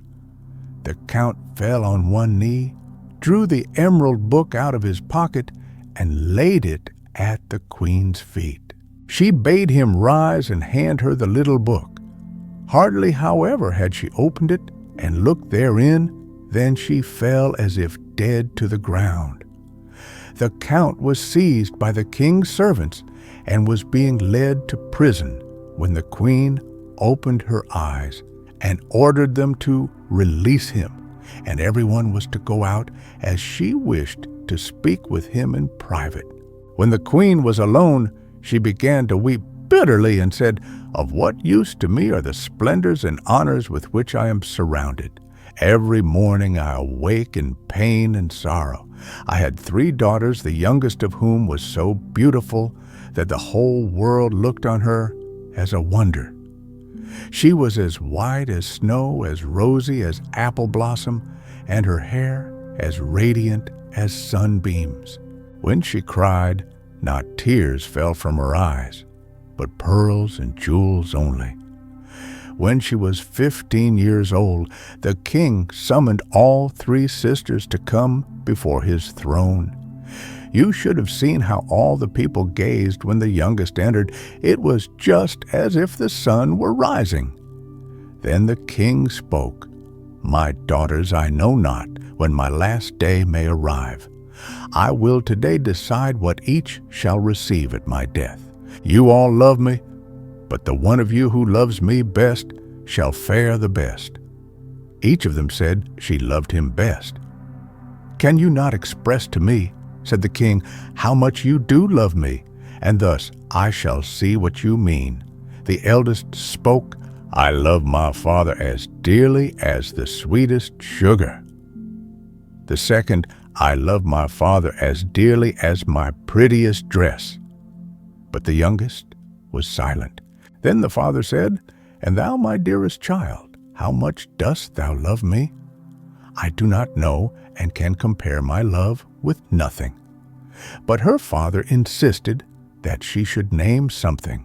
So she said at last, "The best food does not please me without salt. Therefore I love my father like salt." When the king heard that, he fell into a passion and said, "If thou lovest me like salt, thy love shall also be repaid thee with salt." Then he divided the kingdom between the two elder, but caused a sack of salt to be bound on the back of the youngest, and 2 servants had to lead her forth into the wild forest. "We all begged and prayed for her," said the queen, but the king's anger was not to be appeased. How she cried when she had to leave us! The whole road was strewn with the pearls which flowed from her eyes. The king soon afterwards repented of his great severity, and had the whole forest searched for the poor child, but no one could find her. When I think that the wild beasts have devoured her, I know not how to contain myself for sorrow. Many a time I console myself with the hope that she is still alive, and may have hidden herself in a cave or has found shelter with compassionate people. But picture to yourself, when I opened your little emerald book, a pearl lay therein of exactly the same kind as those which used to fall from my daughter's eyes. And then you can also imagine how the sight of it stirred my heart. You must tell me how you came by that pearl." The count told her that he had received it from the old woman in the forest, who had appeared very strange to him and must be a witch. But he had neither seen nor heard anything of the queen's child. The king and the queen resolved to seek out the old woman. They thought that there where the pearl had been, they would obtain news of their daughter. The old woman was sitting in that lonely place at her spinning wheel spinning. It was already dusk, and a log which was burning on the hearth gave a scanty light. All at once there was a noise outside. The geese were coming home from the pasture and uttering their hoarse cries. Soon afterwards the daughter also entered, but the old woman scarcely thanked her, and only shook her head a little. The daughter sat down beside her, took her spinning wheel, and twisted the threads as nimbly as a young girl. Thus they both sat for 2 hours and exchanged never a word. At last something rustled at the window, and 2 fiery eyes peered in. It was an old night owl which cried, "Oh, oh," 3 times. The old woman looked up just a little. Then she said, "Now, my little daughter, it is time for thee to go out and do thy work." She rose and went out. And where did she go? Over the meadows, ever onward into the valley. At last she came to a well with 3 old oak trees standing beside it. Meanwhile, the moon had risen large and round over the mountain, and it was so light that one could have found a needle. She removed a skin which covered her face, then bent down to the well and began to wash herself. When she had finished, she dipped the skin also in the water and then laid it on the meadow, so that it should bleach in the moonlight and dry again.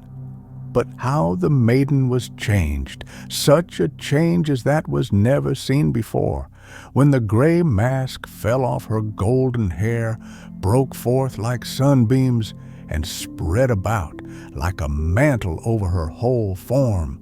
Her eyes shone out as brightly as the stars in heaven, and her cheeks bloomed a soft red like apple blossom. But the fair maiden was sad. She sat down and wept bitterly. One tear after another forced itself out of her eyes and rolled through her long hair to the ground. There she sat, and would have remained sitting a long time if there had not been a rustling and cracking in the boughs of the neighboring tree. She sprang up like a roe which has been overtaken by the shot of the hunter.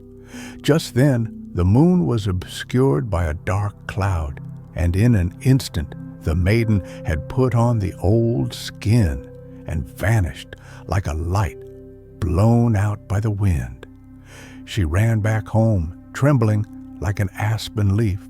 The old woman was standing on the threshold, and the girl was about to relate what had befallen her, but the old woman laughed kindly and said, "I already know all."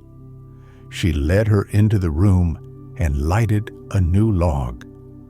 She did not, however, sit down to her spinning again, but fetched a broom and began to sweep and scour. "All must be clean and sweet," she said to the girl. "But, mother," said the maiden, "why do you begin work at so late an hour? What do you expect?" "Dost thou know then what time it is?" asked the old woman. "Not yet midnight," answered the maiden, "but already past 11 o'clock." "Dost thou not remember," continued the old woman, "that it is 3 years today since thou camest to me? Thy time is up, we can no longer remain together." The girl was terrified and said, "Alas, dear mother, will you cast me off? Where shall I go? I have no friends and no home to which I can go. I have always done as you bade me, and you have always been satisfied with me. Do not send me away." The old woman would not tell the maiden what lay before her. "My stay here is over," she said to her, "but when I depart, house and parlor must be clean, therefore do not hinder me in my work. Have no care for thyself, thou shalt find a roof to shelter thee, and the wages which I will give thee shall also content thee." "But tell me what is about to happen," the maiden continued to entreat. "I tell thee again, do not hinder me in my work. Do not say a word more. Go to thy chamber, take the skin off thy face, and put on the silken gown which thou hadst on when thou camest to me, and then wait in thy chamber until I call thee."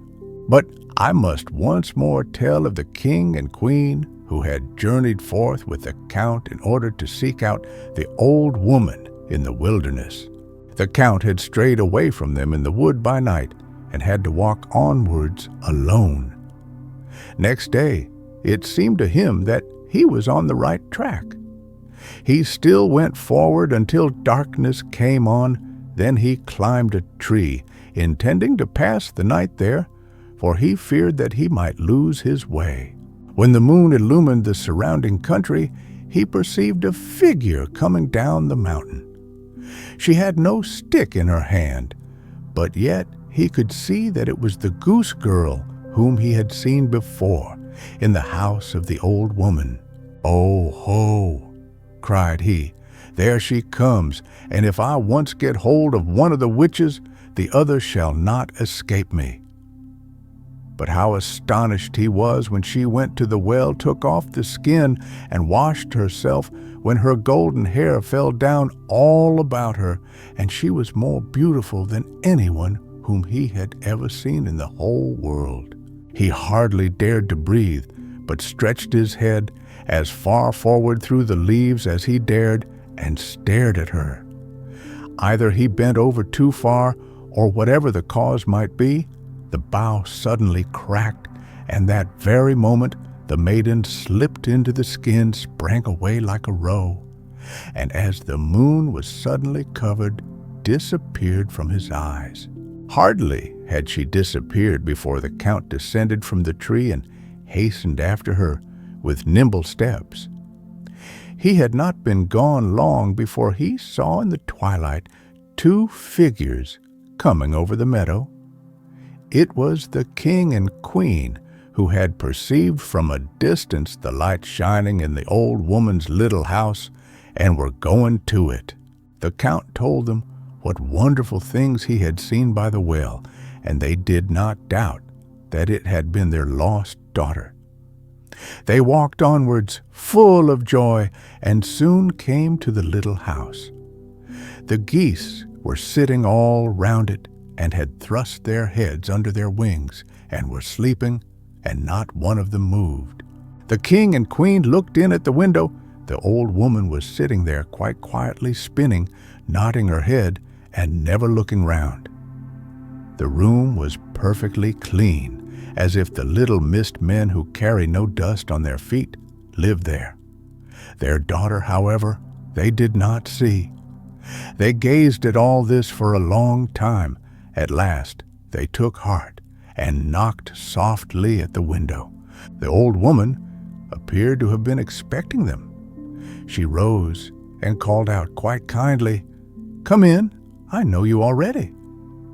When they had entered the room, the old woman said, "You might have spared yourself the long walk, if you had not 3 years ago unjustly driven away your child who is so good and lovable. No harm has come to her. For 3 years she has had to tend the geese. With them she has learnt no evil, but has preserved her purity of heart. You, however, have been sufficiently punished by the misery in which you have lived." Then she went to the chamber and called, "Come out, my little daughter."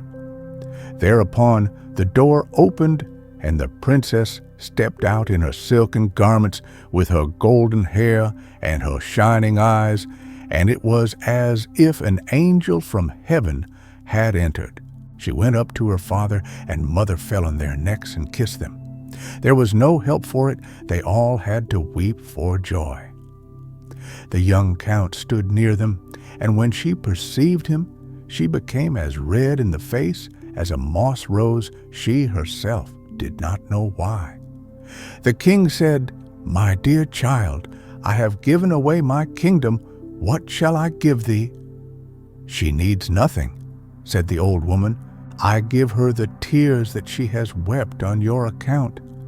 They are precious pearls, finer than those that are found in the sea, and worth more than your whole kingdom, and I give her my little house as payment for her services." When the old woman had said that, she disappeared from their sight. The walls rattled a little, and when the king and queen looked round, the little house had changed into a splendid palace. A royal table had been spread, and the servants were running hither and thither. The story goes still further, but my grandmother, who related it to me, had partly lost her memory and had forgotten the rest. I shall always believe that the beautiful princess married the count, and that they remained together in the palace and lived there in all happiness, so long as God willed it. Whether the snow-white geese, which were kept near the little hut, were verily young maidens, no one need take offense whom the old woman had taken under her protection, and whether they now received their human form again and stayed as handmaids to the young queen, I do not exactly know, but I suspect it. This much is certain, that the old woman was no witch, as people thought, but a wise woman who meant well. Very likely it was she who at the princess's birth gave her the gift of weeping pearls instead of tears. That does not happen nowadays, or else the poor would soon become rich. The Three Spinners. There was once a girl who was lazy and would not spin, and her mother could not persuade her to it do what she would. At last the mother became angry and out of patience, and gave her a good beating, so that she cried out loudly. At that moment the queen was going by. As she heard the crying, she stopped, and going into the house, she asked the mother why she was beating her daughter, so that everyone outside in the street could hear her cries. The woman was ashamed to tell of her daughter's laziness, so she said, "I cannot stop her from spinning. She is forever at it, and I am poor and cannot furnish her with flax enough."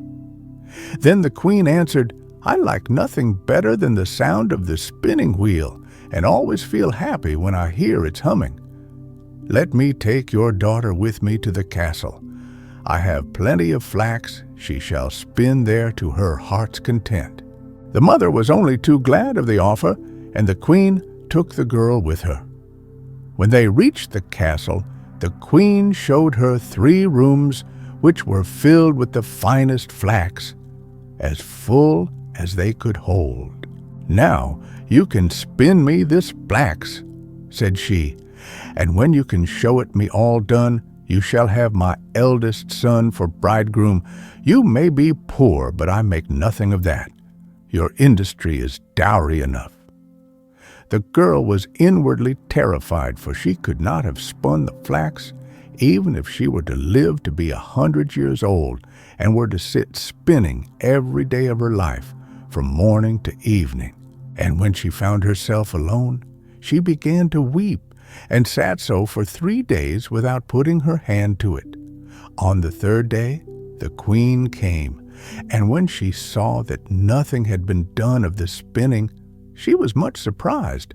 But the girl excused herself by saying that she had not been able to begin because of the distress she was in at leaving her home and her mother. The excuse contented the queen, who said, however, as she went away, "Tomorrow you must begin to work."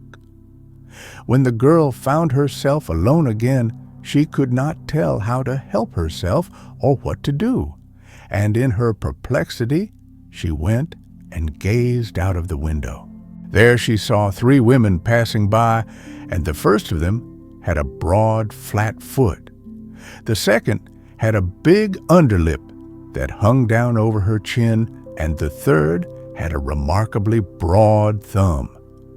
They all of them stopped in front of the window and called out to know what it was that the girl wanted. She told them all her need, and they promised her their help, and said, "Then will you invite us to your wedding and not be ashamed of us, and call us your cousins, and let us sit at your table? If you will promise this, we will finish off your flax spinning in a very short time." "With all my heart," answered the girl. "Only come in now and begin at once."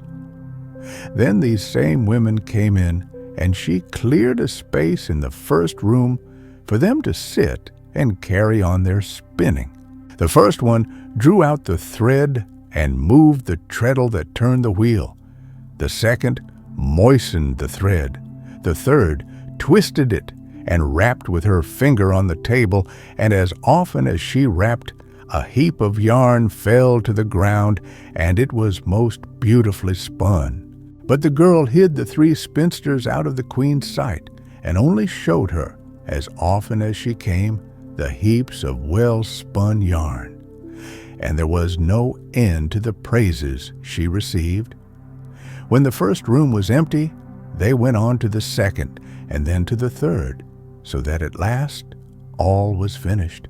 Then the 3 women took their leave, saying to the girl, "Do not forget what you have promised, and it will be all the better for you."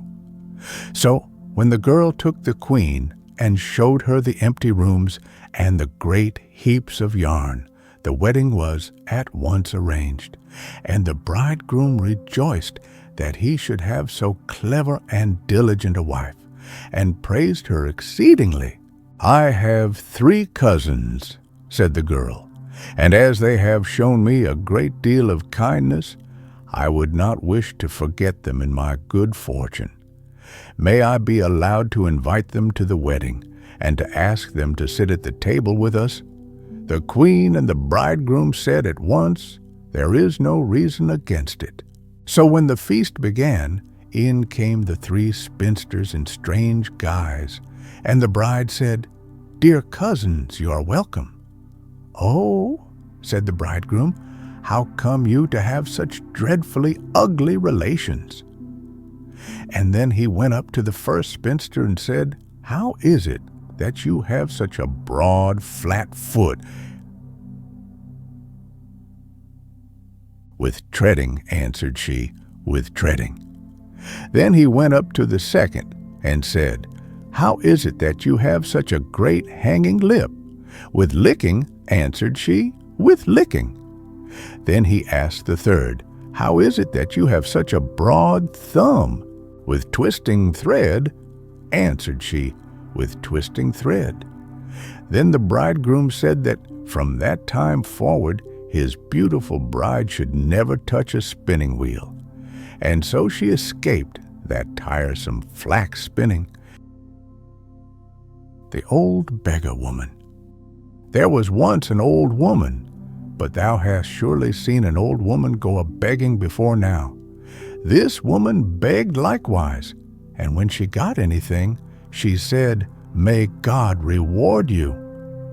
The beggar-woman came to a door, and there by the fire a friendly rogue of a boy was standing warming himself.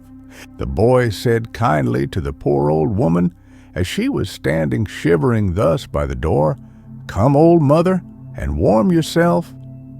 She came in, but stood too near the fire, so that her old rags began to burn, and she was not aware of it. The boy stood and saw that, but he ought to have put the flames out. Is it not true that he ought to have put them out? And if he had not any water, then should he have wept all the water in his body out of his eyes, and that would have supplied 2 pretty streams with which to extinguish them. The Beam. There was once an enchanter who was standing in the midst of a great crowd of people performing his wonders. He had a cock brought in, which lifted a heavy beam and carried it as if it were as light as a feather. But a girl was present who had just found a bit of 4-leaved clover, and had thus become so wise that no deception could stand out against her, and she saw that the beam was nothing but a straw. So she cried, "You people, do you not see that it is a straw that the cock is carrying, and no beam?" Immediately the enchantment vanished, and the people saw what it was, and drove the magician away in shame and disgrace. He, however, full of inward anger, said, "I will soon revenge myself." After some time, the girl's wedding day came, and she was decked out, and went in a great procession over the fields to the place where the church was. All at once she came to a stream, which was very much swollen, and there was no bridge and no plank to cross it. Then the bride nimbly took her clothes up and wanted to wade through it, and just as she was thus standing in the water, a man, and it was the enchanter, cried mockingly close beside her, "Aha! Where are thine eyes that thou takest that for water?" Then her eyes were opened, and she saw that she was standing with her clothes lifted up in the middle of a field that was blue with the flowers of blue flax. Then all the people saw it likewise, and chased her away with ridicule and laughter. Brother Lustig. There was one on a time a great war, and when it came to an end, many soldiers were discharged. Then Brother Lustig also received his dismissal, and besides that nothing but a small loaf of contract bread and 4 kreuzers in money, with which he departed. St. Peter had, however, placed himself in his way in the shape of a poor beggar, and when Brother Lustig came up, he begged alms of him. Brother Lustig replied, "Dear beggar man, what am I to give you? I have been a soldier, and have received my dismissal, and have nothing but this little loaf of contract bread and 4 kreuzers of money. When that is gone, I shall have to beg as well as you. Still, I will give you something." Thereupon he divided the loaf into 4 parts, and gave the apostle one of them, and a kreuzer likewise. St. Peter thanked him, went onwards, and threw himself again in the soldier's way as a beggar, but in another shape. And when he came up, begged a gift of him as before. Brother Lustig spoke as he had done before, and again gave him a quarter of the loaf and 1 kreuzer. St. Peter thanked him and went onwards, but for the 3rd time placed himself in another shape as a beggar on the road, and spoke to Brother Lustig. Brother Lustig gave him also the 3rd quarter of bread and the third kreuzer. St. Peter thanked him, and Brother Lustig went onwards, and had but a quarter of the loaf and 1 kreuzer. With that, he went into an inn, ate the bread, and ordered 1 kreuzer's worth of beer.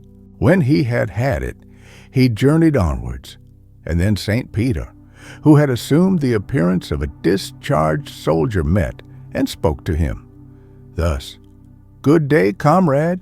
Canst thou not give me a bit of bread and a kreuzer to get a drink?" "Where am I to procure it?" answered Brother Lustig.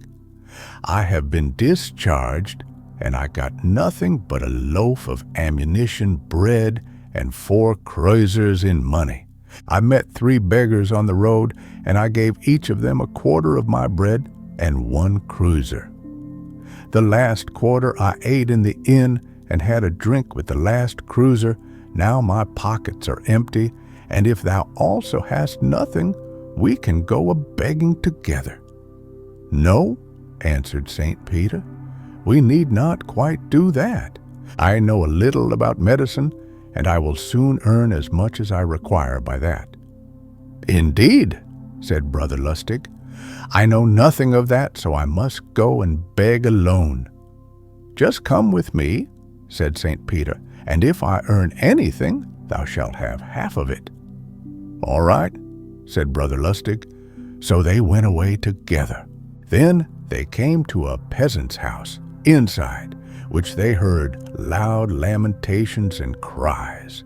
So they went in, and there the husband was lying sick unto death, and very near his end, and his wife was crying and weeping quite loudly. "Stop that howling and crying," said St. Peter. "I will make the man well again." And he took a salve out of his pocket and healed the sick man in a moment, so that he could get up and was in perfect health. In great delight, the man and his wife said, "How can we reward you? What shall we give you?" But St. Peter would take nothing, and the more the peasant folks offered him, the more he refused. Brother Lustig, however, nudged St. Peter and said, "Take something. Sure enough, we are in need of it." At length, the woman brought a lamb and said to St. Peter that he really must take that, but he would not. Then Brother Lustig gave him a poke in the side and said, "Do take it, you stupid fool. We are in great want of it." Then St. Peter said at last, "Well, I will take the lamb, but I won't carry it. If thou wilt insist on having it, thou must carry it." "That is nothing," said Brother Lustig. "I will easily carry it," and took it on his shoulder. Then they departed and came to a wood. But Brother Lustig had begun to feel the lamb heavy, and he was hungry. So he said to St. Peter, "Look, that's a good place. We might cook the lamb there and eat it." "As you like," answered St. Peter, "but I can't have anything to do with the cooking. If thou wilt cook, there is a kettle for thee, and in the meantime I will walk about a little until it is ready. Thou must, however, not begin to eat until I have come back. I will come at the right time." "Well, go then," said Brother Lustig. "I understand cookery. I will manage it." Then St. Peter went away, and Brother Lustig killed the lamb, lighted a fire, threw the meat into the kettle, and boiled it. The lamb was, however, quite ready, and the Apostle Peter had not come back. So Brother Lustig took it out of the kettle, cut it up, and found the heart. "That is said to be the best part," said he, and tasted it, but at last he ate it all up. At length St. Peter returned, and said, "Thou mayest eat the whole of the lamb thyself.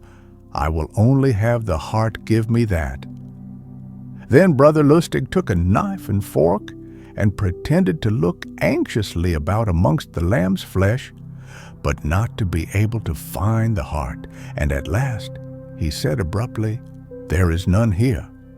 "But where can it be?" said the apostle.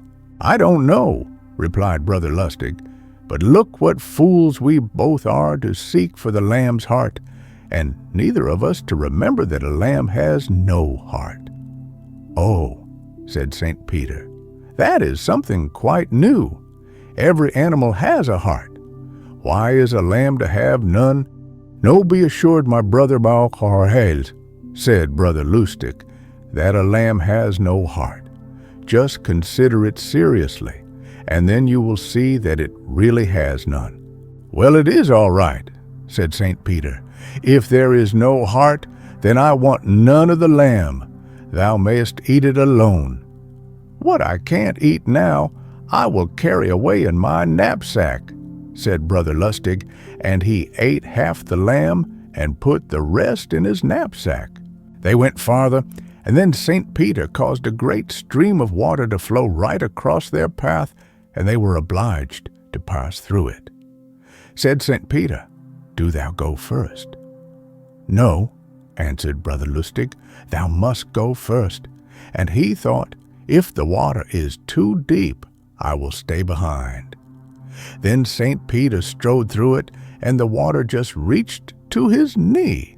So Brother Lustig began to go through also, but the water grew deeper and reached to his throat. Then he cried, "Brother, help me." St. Peter said, "Then wilt thou confess that thou hast eaten the lamb's heart?" "No," said he, "I have not eaten it." Then the water grew deeper still and rose to his mouth. "Help me, brother," cried the soldier. St. Peter said, "Then wilt thou confess that thou hast eaten the lamb's heart?" "No," he replied, "I have not eaten it." St. Peter, however, would not let him be drowned, but made the water sink and helped him through it. Then they journeyed onwards and came to a kingdom where they heard that the king's daughter lay sick unto death.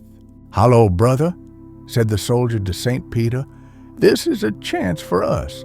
If we can heal her, we shall be provided for life." But St. Peter was not half quick enough for him. "Come lift your legs, my dear brother," said he, "that we may get there in time." But St. Peter walked slower and slower, though Brother Lustig did all he could to drive and push him on, and at last they heard that the princess was dead. "Now we are done for," said Brother Lustig. "That comes of thy sleepy way of walking." "Just be quiet," answered St. Peter. "I can do more than cure sick people. I can bring dead ones to life again." "Well, if thou canst do that," said Brother Lustig, "it's all right, but thou shouldst earn at least half the kingdom for us by that." Then they went to the royal palace where everyone was in great grief. But St. Peter told the king that he would restore his daughter to life. He was taken to her and said, "Bring me a kettle and some water." And when that was brought, he bade everyone go out and allowed no one to remain with him but Brother Lustig.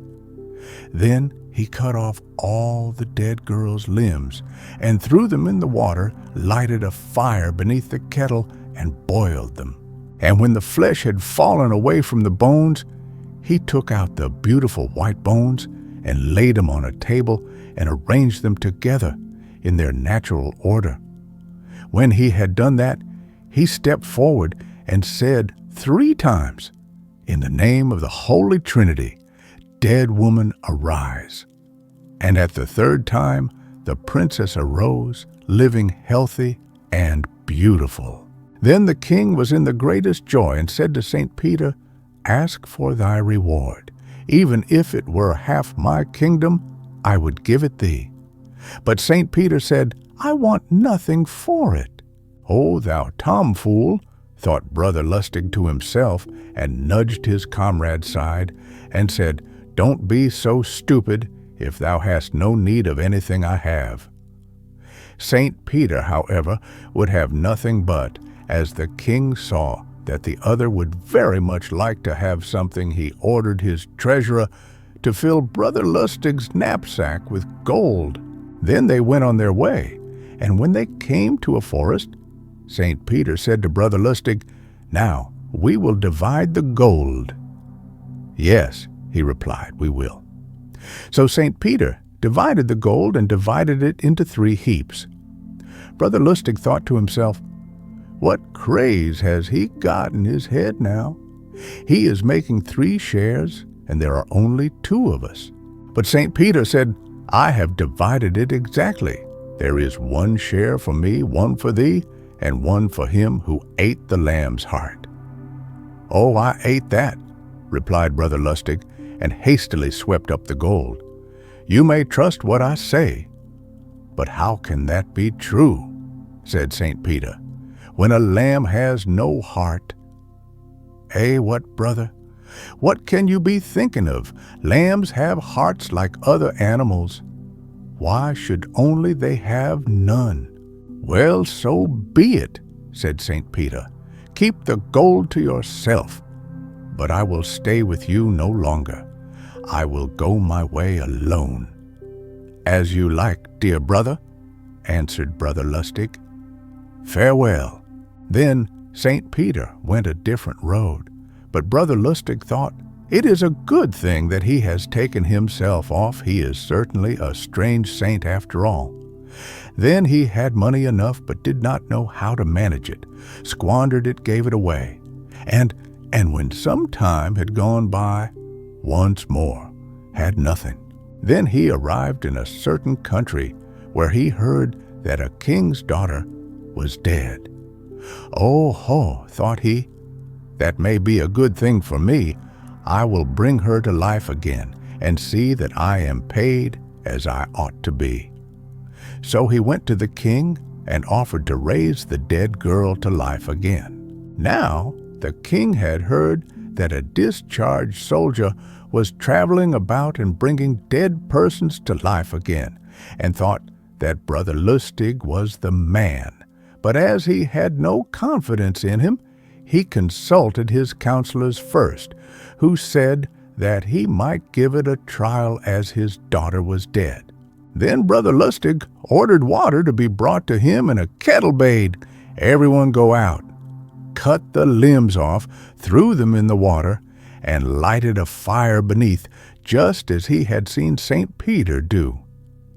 The water began to boil, the flesh fell off, and then he took the bones out and laid them on the table, but he did not know the order in which to lay them, and placed them all wrong and in confusion. Then he stood before them and said, "In the name of the most holy Trinity, dead maiden, I bid thee arise." And he said this thrice, but the bones did not stir. So he said it thrice more, but also in vain. "Confounded girl that you are, get up!" cried he, "get up, or it shall be worse for you." When he had said that, St. Peter suddenly appeared in his former shape as a discharged soldier. He entered by the window and said, "Godless man, what art thou doing? How can the dead maiden arise when thou hast thrown about her bones in such confusion?" "Dear brother, I have done everything to the best of my ability," he answered. "This once I will help thee out of thy difficulty. But one thing I tell thee, and that is that if ever thou undertakest anything of the kind again, it will be the worse for thee. And also that thou must neither demand nor accept the smallest thing from the king for this." Thereupon St. Peter laid the bones in their right order, said to the maiden 3 times, "In the name of the most holy Trinity, dead maiden, arise." And the king's daughter arose healthy and beautiful as before. Then St. Peter went away again by the window, and Brother Lustig was rejoiced to find that all had passed off so well, but was very much vexed to think that after all he was not to take anything for it. "I should just like to know," thought he, "what fancy that fellow has got in his head, for what he gives with one hand he takes away with the other. There is no sense whatever in it." Then the king offered Brother Lustig whatsoever he wished to have, but he did not dare to take anything. However, by hints and cunning, he contrived to make the king order his knapsack to be filled with gold for him, and with that he departed. When he got out, St. Peter was standing by the door and said, "Just look what a man thou art! Did I not forbid thee to take anything? And there thou hast thy knapsack full of gold." "How can I help that?" answered Brother Lustig, "if people will put it in for me? Well, I tell thee this, that if ever thou saidst about anything of this kind again, thou shalt suffer for it. Hey, brother, have no fear now. I have money. Why should I trouble myself with washing bones?" "Faith," said St. Peter, "the gold will last a long time. In order that after this thou mayest never tread in forbidden paths, I will bestow on thy knapsack this property, namely, that whatsoever thou wishest to have inside it shall be there. Farewell, thou wilt now never see me more." "Goodbye," said Brother Lustig, and thought to himself, "I am very glad that thou hast taken thyself off, thou strange fellow. I shall certainly not follow thee." But of the magical power which had been bestowed on his knapsack, he thought no more. Brother Lustig traveled about with his money, and squandered and wasted what he had as before. When at last he had no more than 4 kreuzers, he passed by an inn and thought, the money must go, and ordered 3 kreuses worth of wine, and 1 kreuze's worth of bread for himself. As he was sitting there drinking, the smell of roast goose made its way to his nose. Brother Lustig looked about and peeped, and saw that the host had 2 geese standing in the oven. Then he remembered that his comrade had said that whatsoever he wished to have in his knapsack should be there, so he said, "Oh ho, I must try that with the geese." So he went out, and when he was outside the door, he said, "I wish those 2 roasted geese out of the oven and in my knapsack." And when he had said that, he unbuckled it and looked in, and there they were inside it. "Ah, that's right," said he. "Now I am a made man," and went away to a meadow and took out the roast meat. When he was in the midst of his meal, 2 journeymen came up and looked at the second goose, which was not yet touched, with hungry eyes. Brother Lustig thought to himself, "One is enough for me," and called the 2 men up and said, "Take the goose and eat it to my health." They thanked him and went with it to the inn, ordered themselves a half bottle of wine and a loaf, took out the goose which had been given them, and began to eat. The hostess saw them and said to her husband, "Those 2 are eating a goose. Just look and see if it is not one of ours out of the oven." The landlord ran thither, and behold, the oven was empty. "What," cried he, "you thievish crew, you want to eat goose as cheap as that? Pay for it this moment, or I will wash you well with green hazel sap." The 2 said, "We are no thieves. A discharged soldier gave us the goose outside there in the meadow. You shall not throw dust in my eyes that way. The soldier was here, but he went out by the door like an honest fellow. I looked after him myself. You are the thieves and shall pay." But as they could not pay, he took a stick and cudgeled them out of the house. Brother Lustig went his way and came to a place where there was a magnificent castle, and not far from it a wretched inn. He went to the inn and asked for a night's lodging. But the landlord turned him away and said, "There is no more room here. The house is full of noble guests." "It surprises me that they should come to you and not go to that splendid castle," said Brother Lustig. "Ah, indeed," replied the host, "but it is no slight matter to sleep there for a night. No one who has tried it so far has ever come out of it alive. If others have tried it, said Brother Lustig. "I will try it too." "Leave it alone," said the host. "It will cost you your neck." "It won't kill me at once," said Brother Lustig. "Just give me the key and some good food and wine." So the host gave him the key and food and wine, and with this Brother Lustig went into the castle, enjoyed his supper, and at length, as he was sleepy, he lay down on the ground, for there was no bed. He soon fell asleep, but during the night was disturbed by a great noise, and when he awoke, he saw 9 ugly devils in the room who had made a circle and were dancing around him. Brother Lustig said, "Well, dance as long as you like, but none of you must come too close." But the devils pressed continually nearer to him and almost stepped on his face with their hideous feet. "Stop, you devil's ghosts," said he, but they behaved still worse. Then Brother Lustig grew angry and cried, "Hola, but I will soon make it quiet," and got the leg of a chair and struck out into the midst of them with it. But 9 devils against 1 soldier were still too many, and when he struck those in front of him, the others seized him behind by the hair and tore it unmercifully. "Devil's crew," cried he, "it is getting too bad, but wait. Into my knapsack, all 9 of you." In an instant they were in it, and then he buckled it up and threw it into a corner.